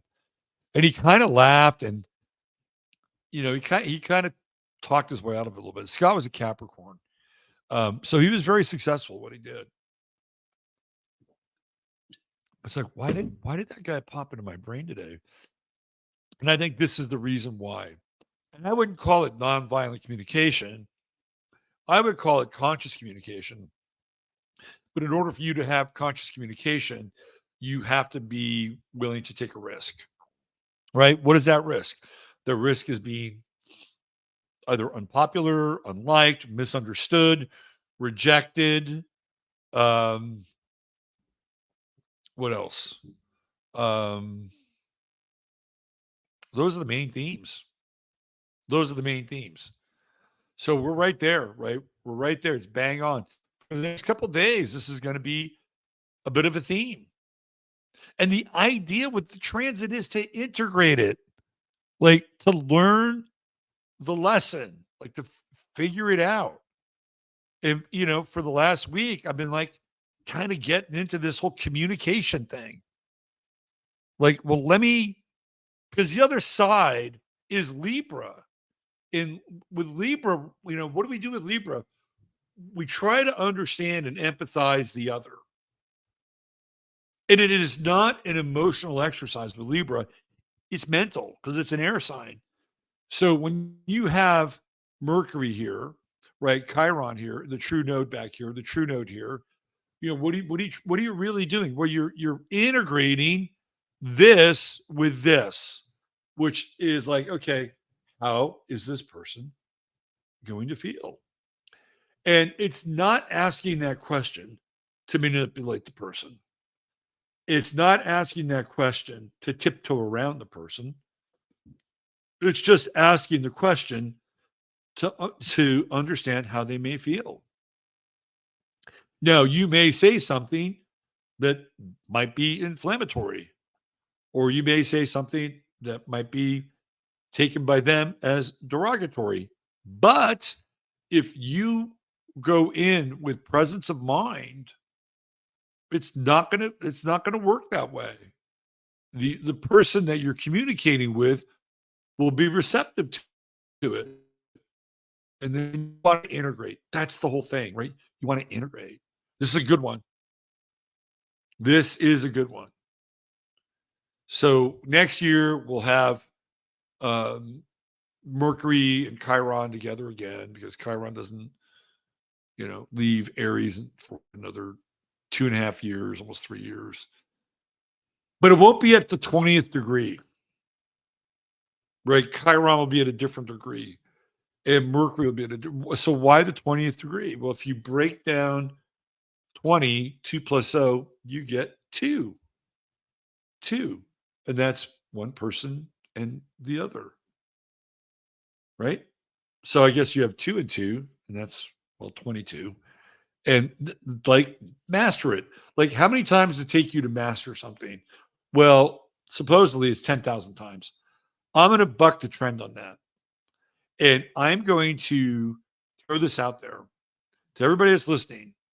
if you can practice your conscious communication over the next 48 hours, and really practice it and work it, you will be very close to mastery. You'll get it. You will get it. You will get it. Just add it to your toolbook. Right? Add it to your toolkit. And it's good now because, of course, we just got into the moon in Aries, which is about emotion.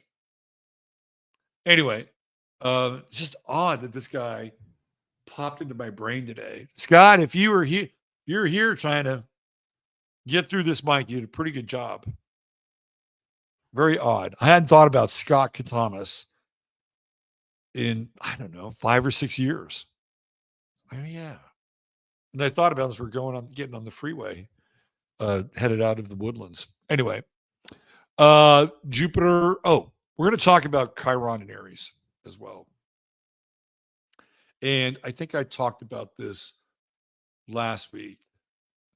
Like, Chiron and Aries is fucking heavy, man. It's heavy. And especially in, this decan, which is the Sagittarian decan. And it's all about, law and order and God, right? You get into the Abrahamic faiths, in that third decan, Islam, Judaism, Christianity. It's all kind of bound up in there in that third decan of Sagittarius. And, it's a hotbed right now. The Abrahamic faiths are on fire right now. They're all kind of engaged sort of simultaneously. It's like a bomb. So you have the Muslims who are not down with the Zionists, not down with those Zionists.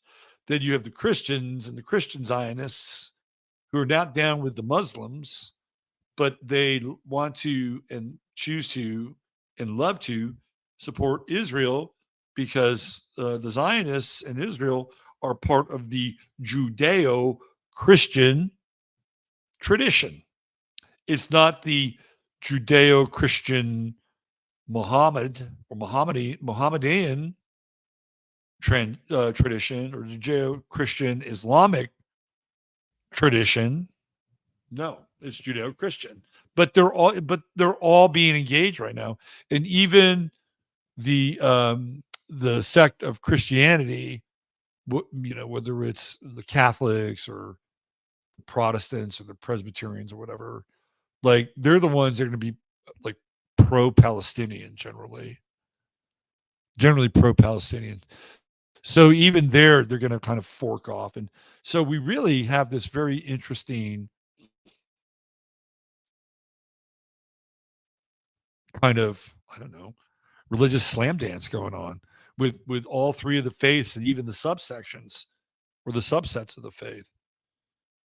And it's a pretty violent time. We've got Mars in Aries, and that's just kicking off, right? It's always going to be the most potent when it's at the beginning of the sign. And I think that's when the jackboot thugs who were dressed up as, I don't know, students, whatever, went into UCLA and just, tore the barricades apart and started, beating ass on people. That's when Mars went into Aries, 0 Aries.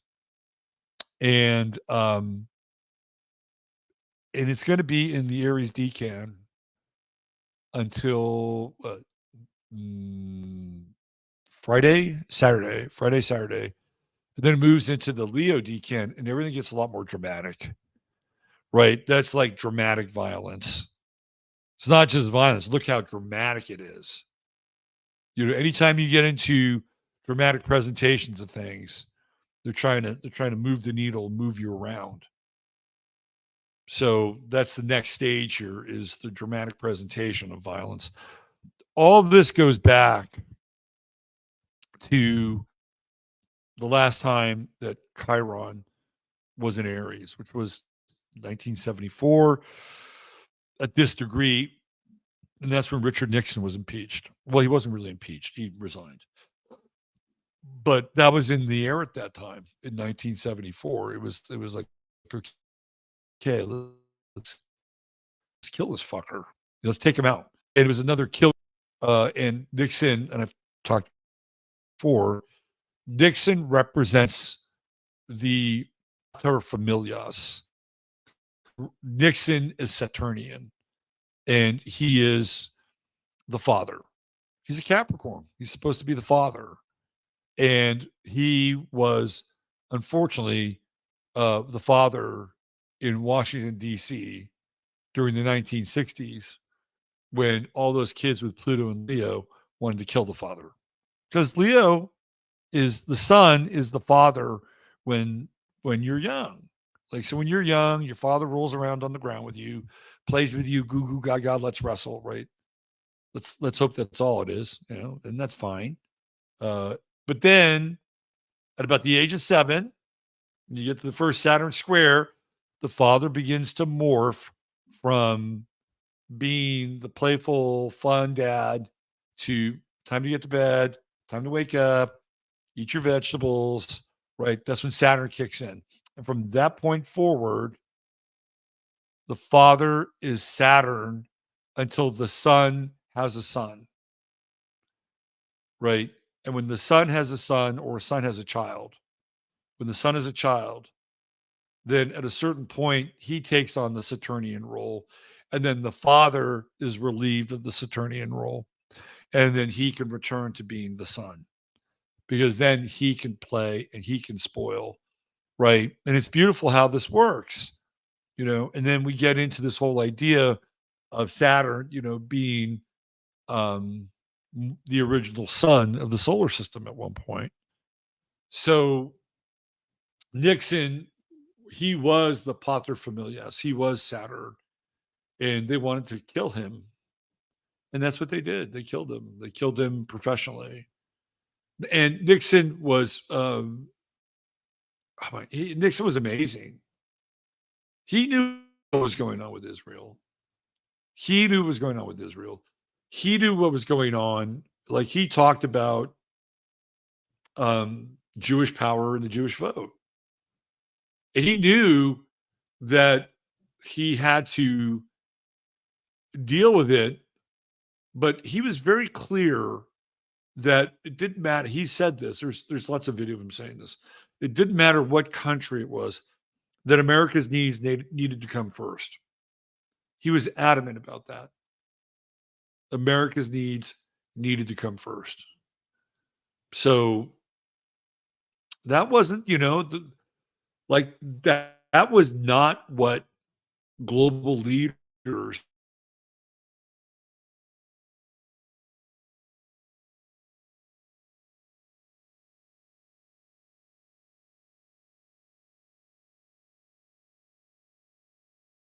brought in to initiate America into globalism. That's what his role was. And he is a Libra. So he was, sort of balancing this, I don't know, golly gee, gosh, Southern kind of Americana, man of the people, with brokering deals that were going to set us up to be part of the global community. That's what his role was. And then he got fucked. He got totally fucked by the people that initially he followed what Kennedy did. He got rid of a bunch of CIA people when he became president. And they didn't like that. Like, he knew, like, man, you guys fucking shot Kennedy. Yeah, I know what happened. I don't want, I want my own people in here. This is what he did. He got rid of a bunch of CIA people and he replaced them with his people. You think the CIA people like that? No. Do you think they just sat back and said, okay, well, I don't know. I guess I'll go work for Brink's Security. I'll go work for Brink's Security now. No, they didn't do that. They basically conspired and engineered Jimmy Carter's downfall. They made life a living hell for him. They helped create Iran.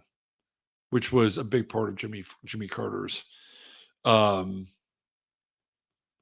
massive, crushing defeat at the hands of Reagan.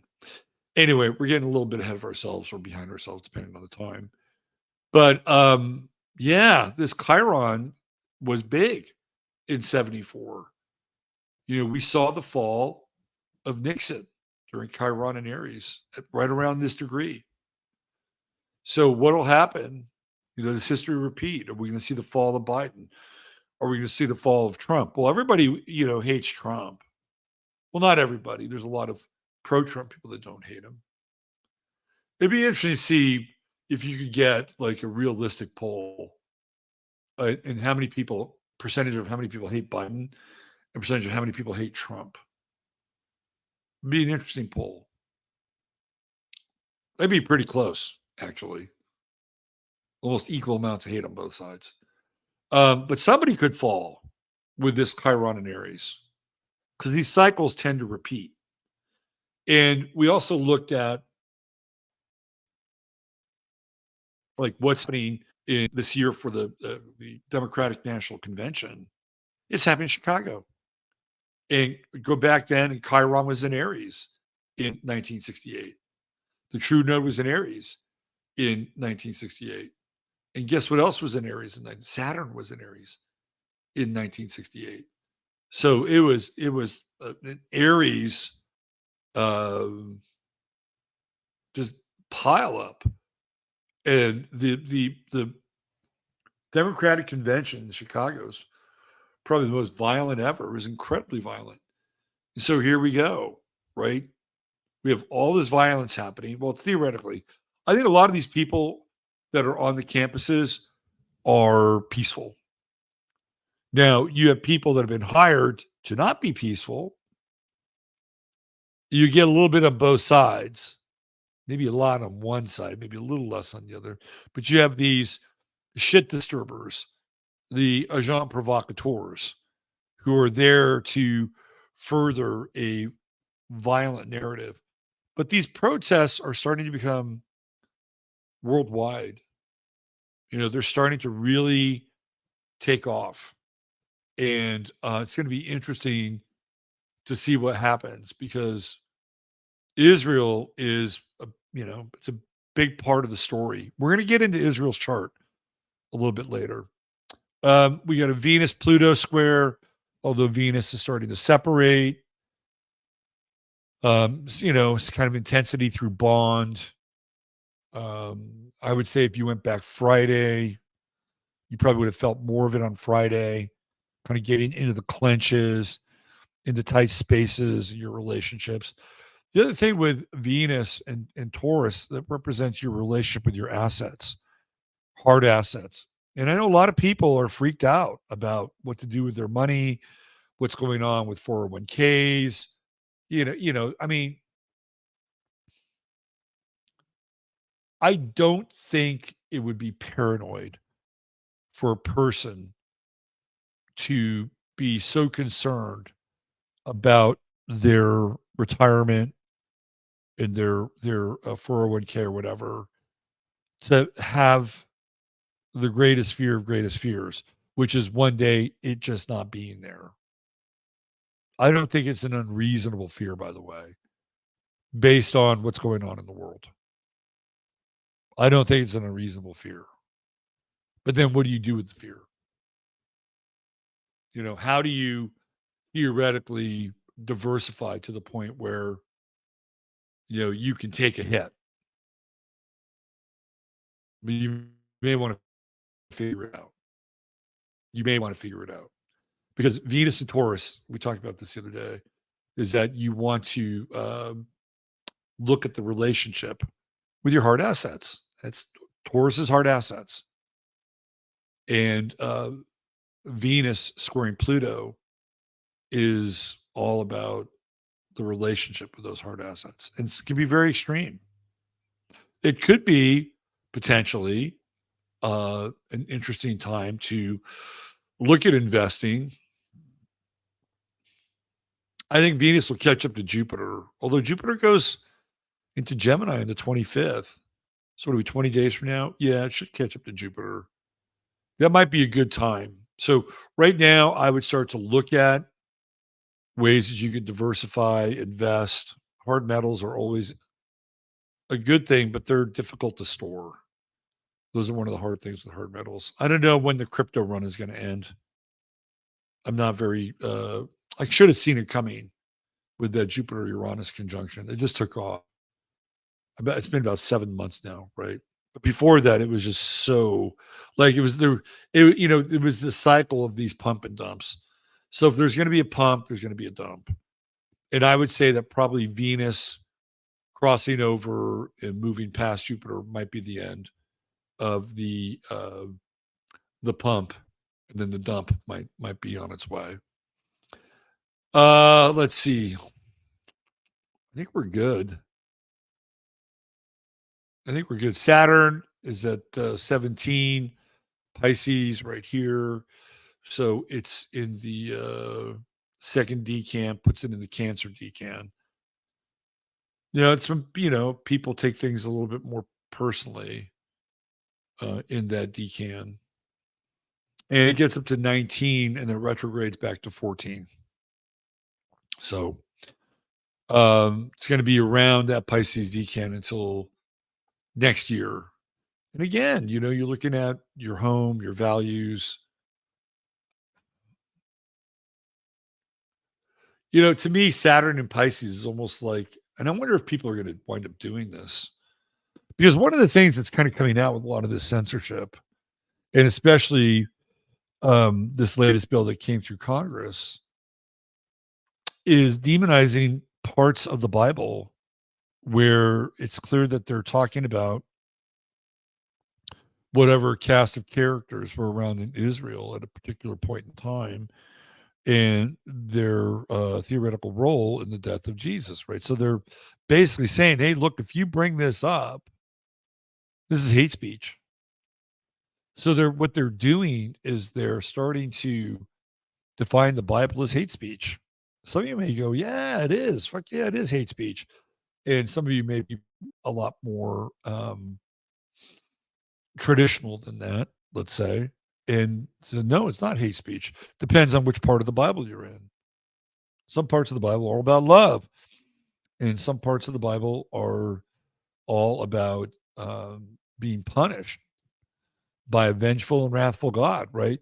So I could see where we're looking at the beginnings of underground Christianity. I can see this. And this Saturn at these degrees, the Cancerian decan, it's kind of like having church services in your home. Like I could easily see the home becoming a church and people coming over to gather. Right. This is fascinating. And maybe, I'm sure it happens already, but I just feel like the way that this thing is going, and if this snowball keeps going down this hill, it keeps picking up more snow along the way. And it turns into, pretty heavy avalanche. So I can see people going underground for their faith with this, especially in Scorpio. You get into those final degrees, the fundamental nexus of the Abrahamic faiths begin to change. And you go back and look at when Saturn was in Pisces. Now you're going into what, like 65, 66, right around there. And that's when Vatican I happens, or Vatican II. Vatican II happens right around there when Saturn's in Pisces and they reformat the church. And then it was there in the 90s as well. And I think Saturn was in Aquarius when David Koresh and the Branch Davidians got burned down. Pretty sure it was in Aquarius. But the trial for David Koresh and the Branch Davidians happens when Saturn is in Pisces. And there's this really interesting there are these interesting things that are happening around 95, 96. You had Randy Weaver, Ruby Ridge. And then you also had the Freeman up in Montana in 96, right? And they're trying to, at least the Freeman were trying to come up with this doctrine that they're free and they kind of want, they're kind of voting. That was a really interesting time. They kind of want to secede, like we're done. We're going to go through all the steps to be sovereign. We're going to have our own currency. Now they got shut down. But that was going on in the 90s, right? There was this kind of redefinition of faith in some ways, but it's really the 60s and 65, 66 in Vatican II. So we see this with Saturn in Pisces. It's a reformatting of the faith or of faith in general. Okay. Let's get out of this. So where are we now? We got 300 people in here. Cool. All right. Let's get into the King's chart.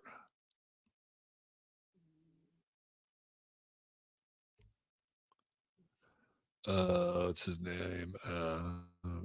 Nibele.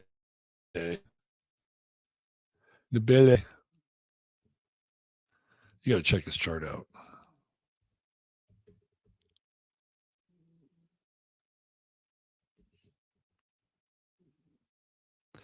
Ayib Bukele.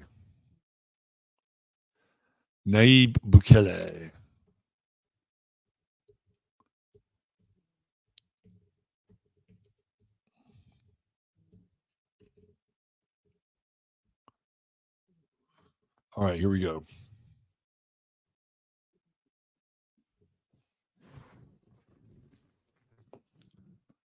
Here we go. So we got a birth time and a rising sign and the whole nine.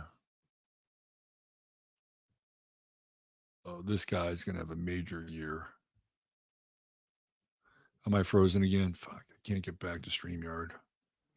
All right, don't go away. Hold on a second. I got a spinning rainbow wheel of death.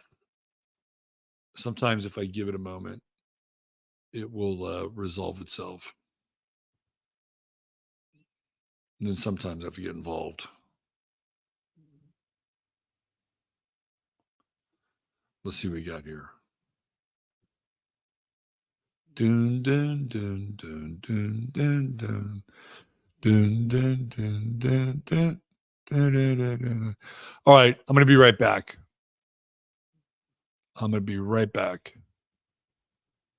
Don't go away. You're going to want to catch the next part of the show.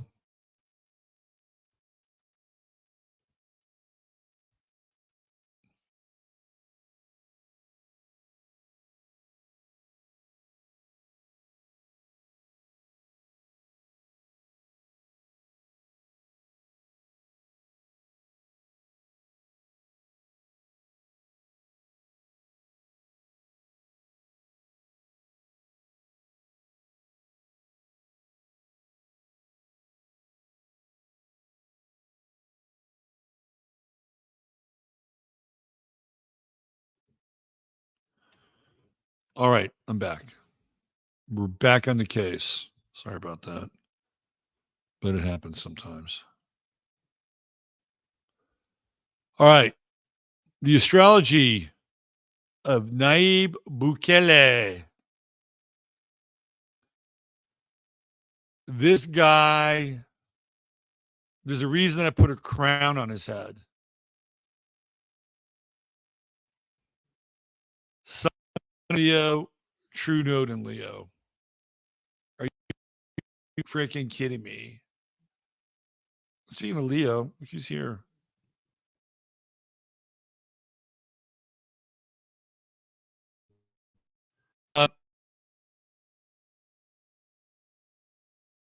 Guys, right? Like he's born, they get his birth time and everything. You take him to the court astrologer, and he goes,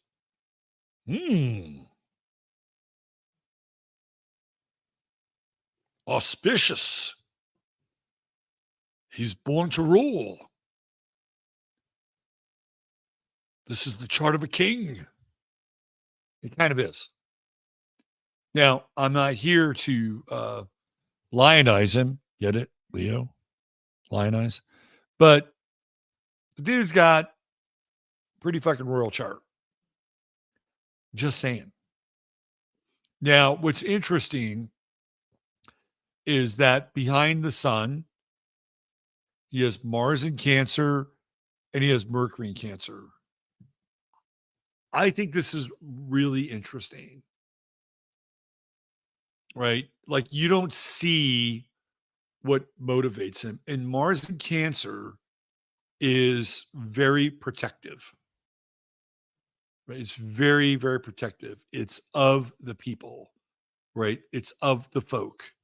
It's protecting the home. Yes, I protect you. I protect you. You protect me too. And then he's got Mercury in Cancer, which means that he's also pretty perceptive, sensitive, intuitive, and he's working on shit. Like this guy works on shit behind the scenes.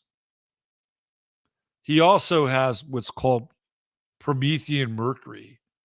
And Promethean Mercury is when the sun is ahead of Mercury, and the individual will throw themselves into a situation without theoretical fear, right? And then once they experience the situation, whatever it is, then they, with Mercury behind the sun, they learn about it, they process it. Now, the other side of this is called Epithean Mercury, when Mercury's in front of the sun, and people that have that tend to be more calculated. They don't just throw themselves into things. They think it through, kind of watch what happens to other people. They don't want to make the same mistake. And there's, it's cool. Like it's a nice way to navigate, but they won't find the same kind of action that the sun in Leo will, or the sun in the Promethean position will have. They won't find it because the person who has this position enters into life without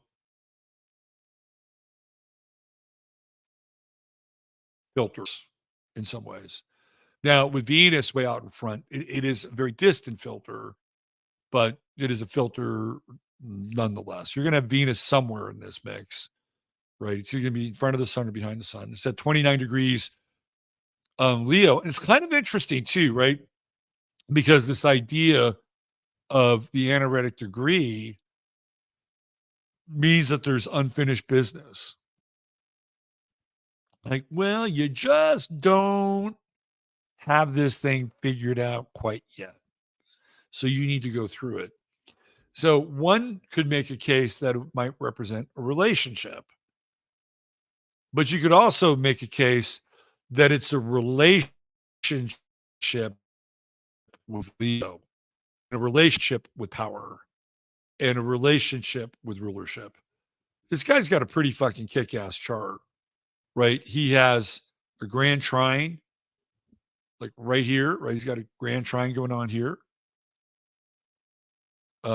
He's got a grand trine here with the moon and Neptune and Venus. Fire grand trine. And let's see, he's got not quite a grand trine. I'm sorry, my bad. But he does have a grand trine here.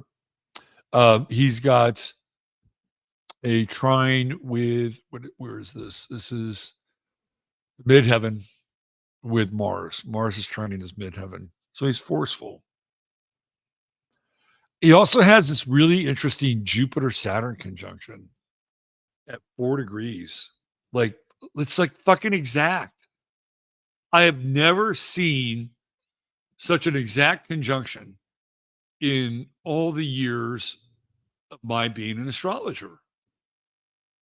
I've never seen this before.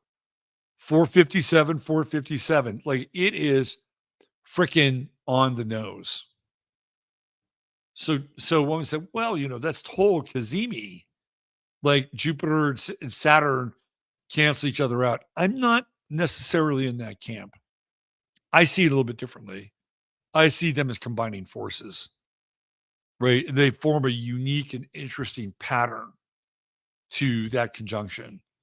So clearly, he wants to be fair with Jupiter, right? He wants to be fair and expansive. And Saturn is right there codifying the thing in the moment. This guy's got a very interesting chart. Very, very interesting chart. And Gen X, you have found your first world superstar. Right here, it's your guy. Pluto in Libra, 21 degrees. Now, he's a different kind of Gen X than, say, Tucker Carlson, who's Gen X. But he's still in the Gen X zone. Very interesting. Now, he may relate to and feel a bit more like a millennial, but he's not. He's got that Neptune and Sag. And a lot of Gen Xers who have Neptune and Sag have it retrograde, I've noticed. I know. It's going to be, Neptune is a 15-year cycle. So it's going to be retrograde 3 times during that cycle for pretty long periods of time. So it's not uncommon to run across people. But that said, he has Jupiter sextiling Neptune. Neptune is exalted in Sagittarius, and we have Jupiter, the ruling planet of Sagittarius, coming in.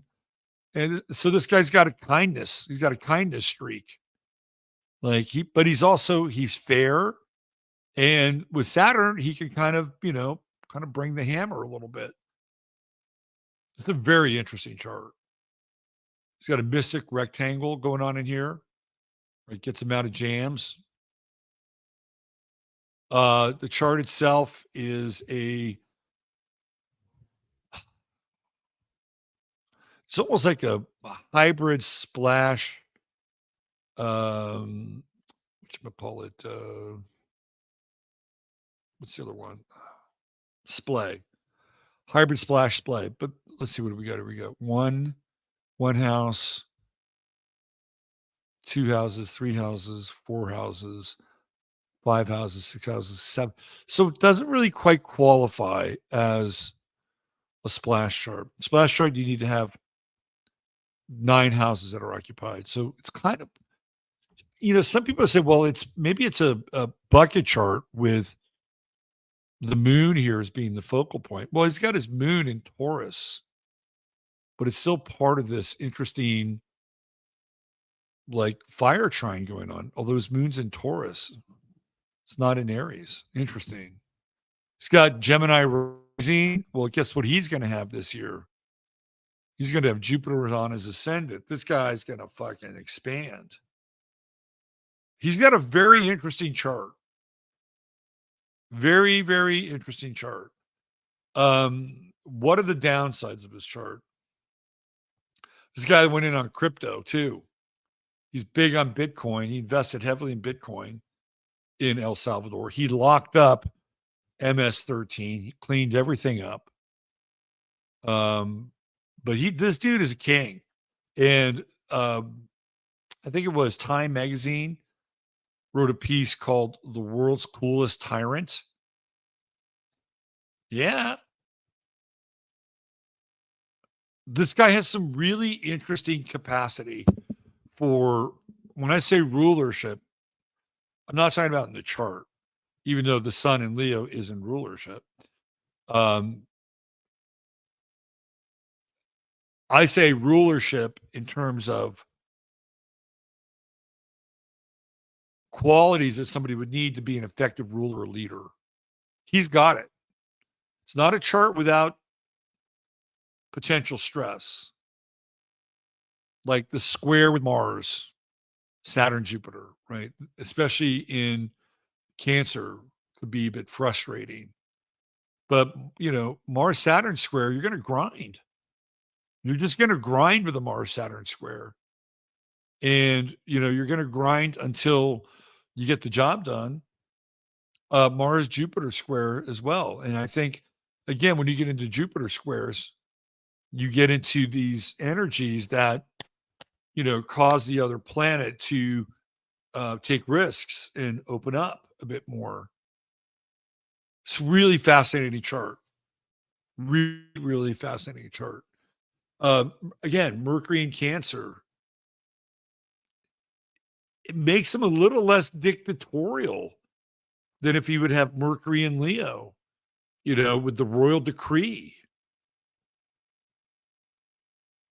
This, again, this is kind of wired for leadership. Saturn, Jupiter, and Libra. Fairness, right? Fairness, but also not just being, airy fairness, airy fairy fairness. Saturn is not airy fairy there. Saturn's like, don't fuck around.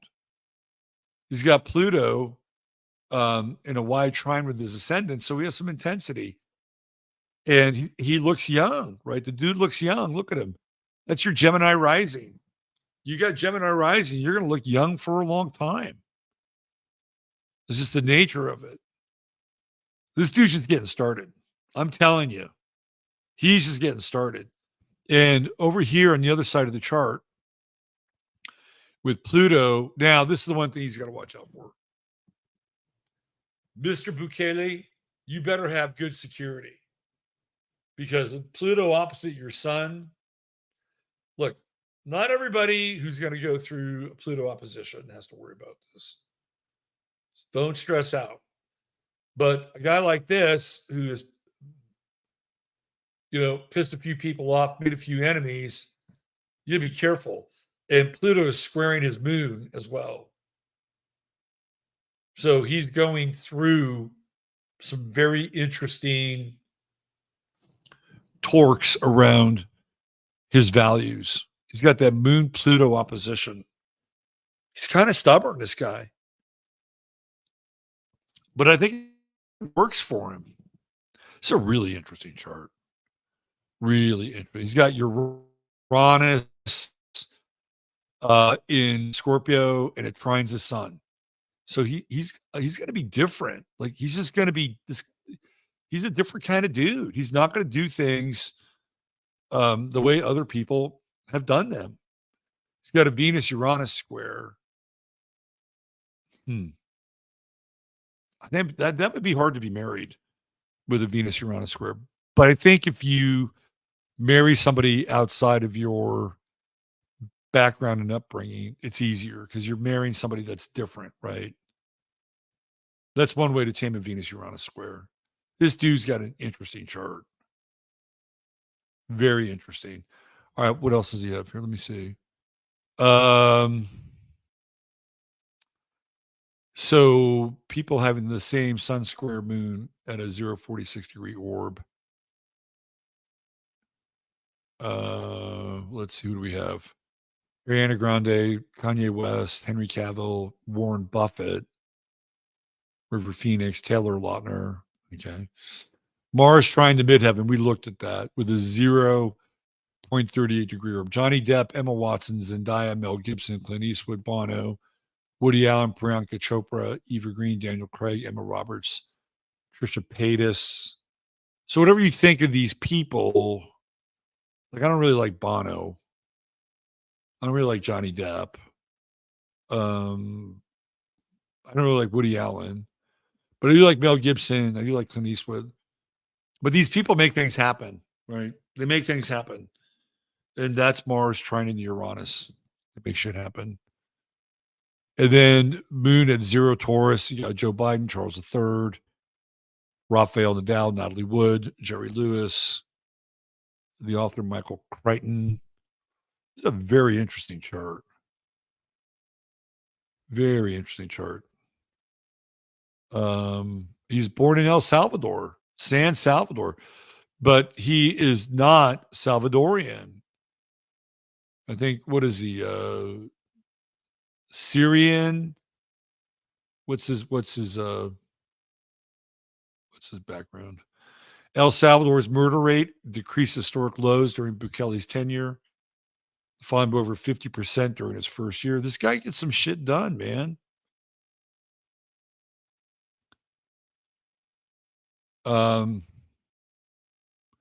He's arrested over 65,000 people with gang affiliations. Says Bukele has maintained high approval ratings among Salvadorians throughout his tenure, but has been accused of governing in an authoritarian manner. Well, listen.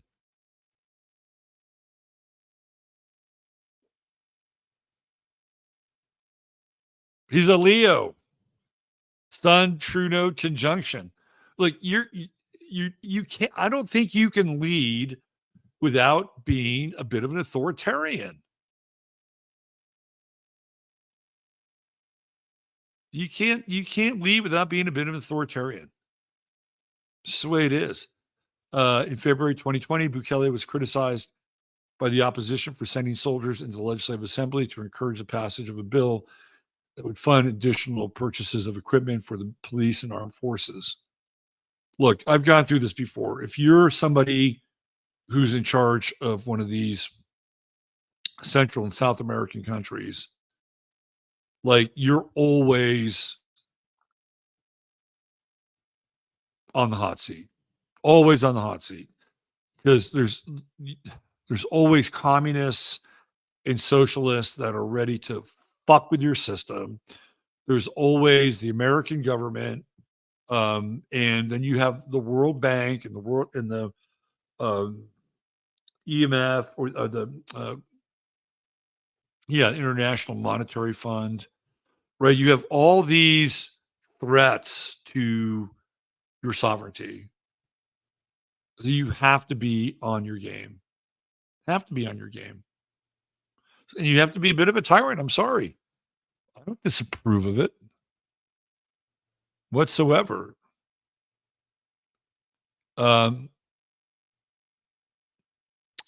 Says he's been critical of other Latin American leaders, including Daniel Ortega, Nicolas Maduro, and Juan Orlando Hernandez, calling them dictators. They are dictators. They're bad dictators, though. This guy's a good dictator. This guy is a good tyrant. No, seriously. Yes, I know he's been to Israel. He's been to the wall. He did not wear a tiny hat, though. I got to give that to him, right? He did not wear a tiny hat. Fascinating chart. And even that sun in the third house gives him a bit of a trickster vibe. I'm going to play a video of this guy for you. And so he's got the sun in the third house, and he's a Gemini rising. A little mutual reception going on there. I'm going to play you a video of this dude. It's a good video. And it's a bit of a trickster.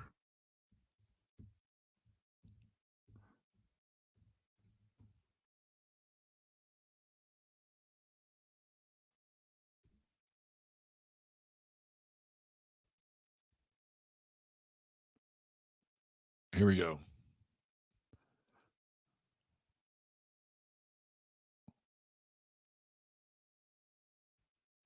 All right, I'm going to play the 2-minute version.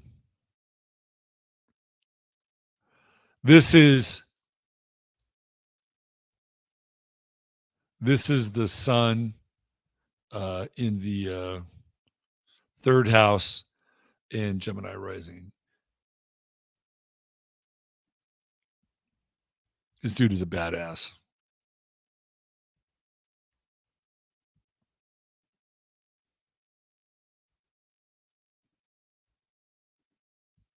All right, hold on.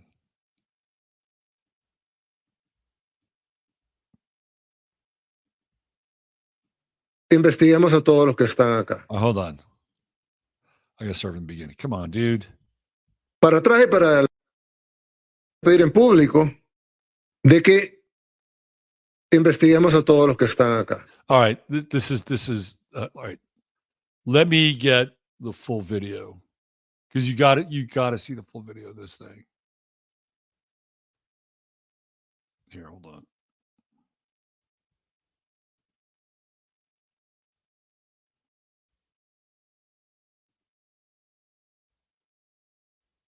Le quiero pedir en público de que investiguemos a todos los que están acá.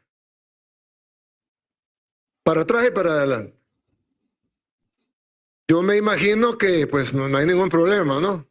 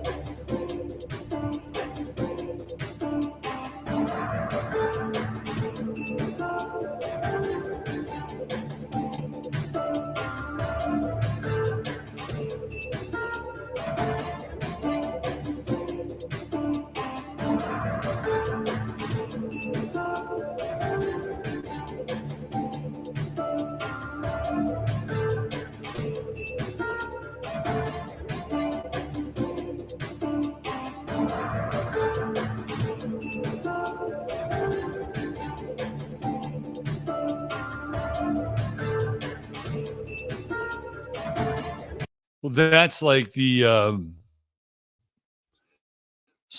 sort of the Reader's Digest version of it. So he basically goes into this setting with his cabinet and tells them they're all under investigation for corruption. Like, what the fuck? Dude.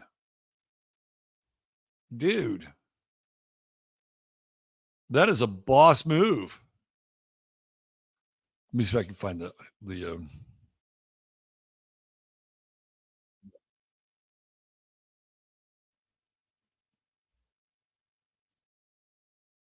all right, here we go. You got to see from the beginning. All right, here we go. I didn't give it justice.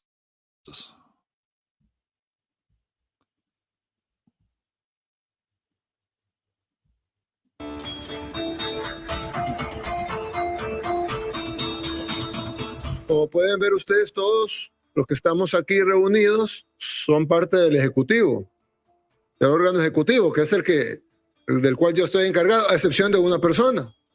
Es el fiscal general que está aquí. Él no es del Ejecutivo. Y está acá por una razón bien sencilla.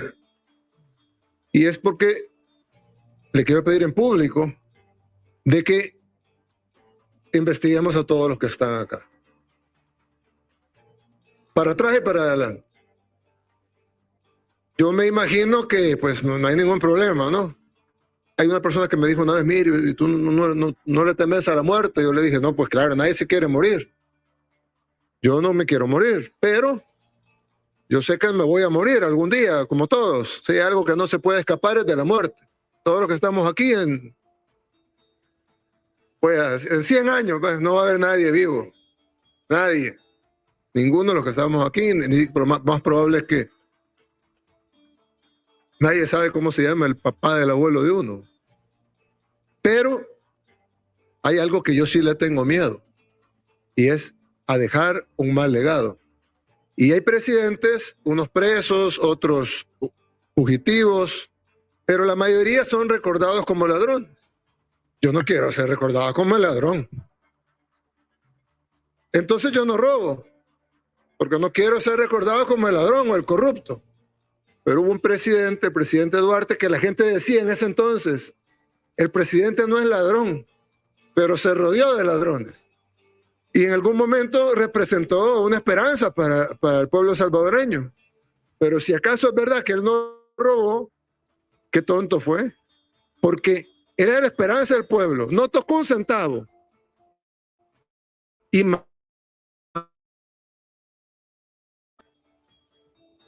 entonces a mí no me va a pasar eso.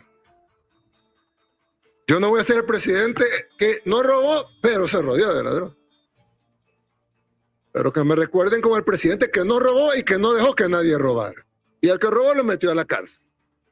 Ya hay un par que ya están en la cárcel. All right, so this dude is either the fucking Antichrist, or he is one of the most sophisticated leaders that we've seen in recent memory. He just put all those people on blast. You're all under investigation, both retroactively and into the future. Did that put them on notice or what? They're scrambling and going, shit. Did I inadvertently take something? Moving forward, he knows that they will be under scrutiny, and they know that too. When was the last time a president of the United States did that shit?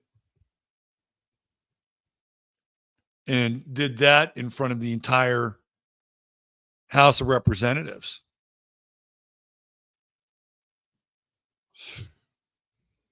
Never. So, is this guy just another globalist pawn? Is he been set up? Is he just a really super sophisticated turtle on the fence post? I don't think so. Not with that chart.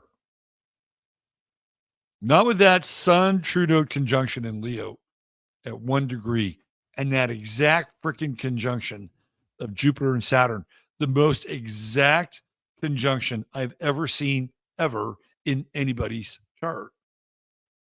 And he keeps people off balance, right? He kept those people off. That's a very Gemini thing to do. Sun in the 3rd house, Gemini rising. Just wait till Jupiter hits his 1st house. His popularity is going to zoom. It's going to soar. Like, I know the guy's been to the wall. I think his wife has ties to Israel. I don't have any I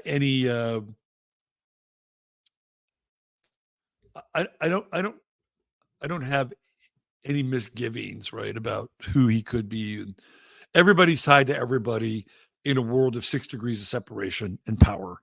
Period. End of story. That said, he's got a pretty fucking interesting chart for leadership and rulership. I would not fuck with this guy. Because with that Mars-Mercury conjunction lurking behind his sun, and they're not like, tightly conjunct. And what's interesting too is that when I think of Cancer, I think of legacy. I think of legacy with Cancer. And that's what he's thinking about, legacy, your family, your home. More people should think about their legacy. I think about my legacy. What am I going to be? What am I going to leave behind? What am I going to be known for? Do I just want to, disappear someday and then people go on with their lives, right? Like, well, you take what you take with you. And your legacy and your are really important. And it's taken me a long time to get to the character phase. A long, long time.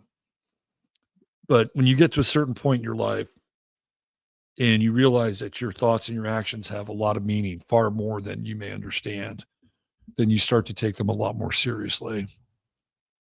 Isn't that right, Jasper? All right. I was going to get into Jupiter and Gemini, and was going to get into Israel. But I'm going to wait till next week. I'm going to wait till next week and let some of the Jupiter and Gemini marinate. Will be the 12th. So it doesn't go into Gemini until the 25th. So we're still ahead of the curve. I think Israel is in trouble. And it has to do with Uranus and their sun. Israel's a Taurus country. Uranus is conjunct their sun right now. It's very unstable. And the world is starting to turn on Israel. I'm just telling you. I'm just telling you, there's a turning going on there, and it's just started. This thing is just started. Now, one of the things that I'm concerned about is that they are going to create such a massive geopolitical clusterfuck impasse disaster that the UN will get involved. And it feels like we're kind of inching towards the UN and more prominence of the UN. And I know that there are people that are like, well, we need a UN ceasefire, we need a UN this, and we need a UN that. And, this could be the launching pad where all of a sudden the UN becomes this governing body in a way that had no teeth. And they may put more teeth in the mouth of the UN as this thing moves forward. I could see that. We're teetering on the edge of real global chaos. And it's not just Israel in Gaza, Palestine, and the protests. We have all these migrants and refugees that are being shipped into places with just absurd numbers, absolutely absurd numbers. And they're displacing the social ecosystems of the country that they're in. And I've been on record, and, it's like, well, if you're going to bring people into a place, you need to bring them in slowly so they can what? They can assimilate, right? So that they are part of the minority and they have to work towards the acceptance of the majority. That's the way it's always been. You're the new kid in town or the new kid in school. You're going to go run right in and start taking over? Probably not. There are established groups and established cliques that over time you will win people over, and your friends will reveal themselves as well as your rivals and your enemies. But that's how it works. When you're a minority, you seek to integrate and get the approval of the majority because you want what the majority has, which is resources and acceptance. And there's nothing wrong with that. But when the minority, when I say minority, I'm not even talking about a race, I'm just talking about a number. But when the minority begins to approach the levels of the majority, well, we're having a very different discussion. Now the majority thinks that, well, this is our place. There's just as many of us here as there are you. And there may be more of you, perhaps, but there's a lot more of us in this town. And we're out in the streets and we're much more visible than you are. So the balance of power shifts. And this has been going on since 1997, 1998, right around there is when a lot of this started. No, I take that back. No. No, this was starting to happen 2010, 2008, 2009, 2010. And it has to do with the fact that we go into Afghanistan, we go into Iraq, we go into Libya, and we start blowing shit up. there are countless wars in places like Somalia, and you have all these displaced people. So these incursions into these areas, or you had these um, at times Western backed coups that were taking place in these areas that created the displacement. So that's, and all that starts to happen post 2001.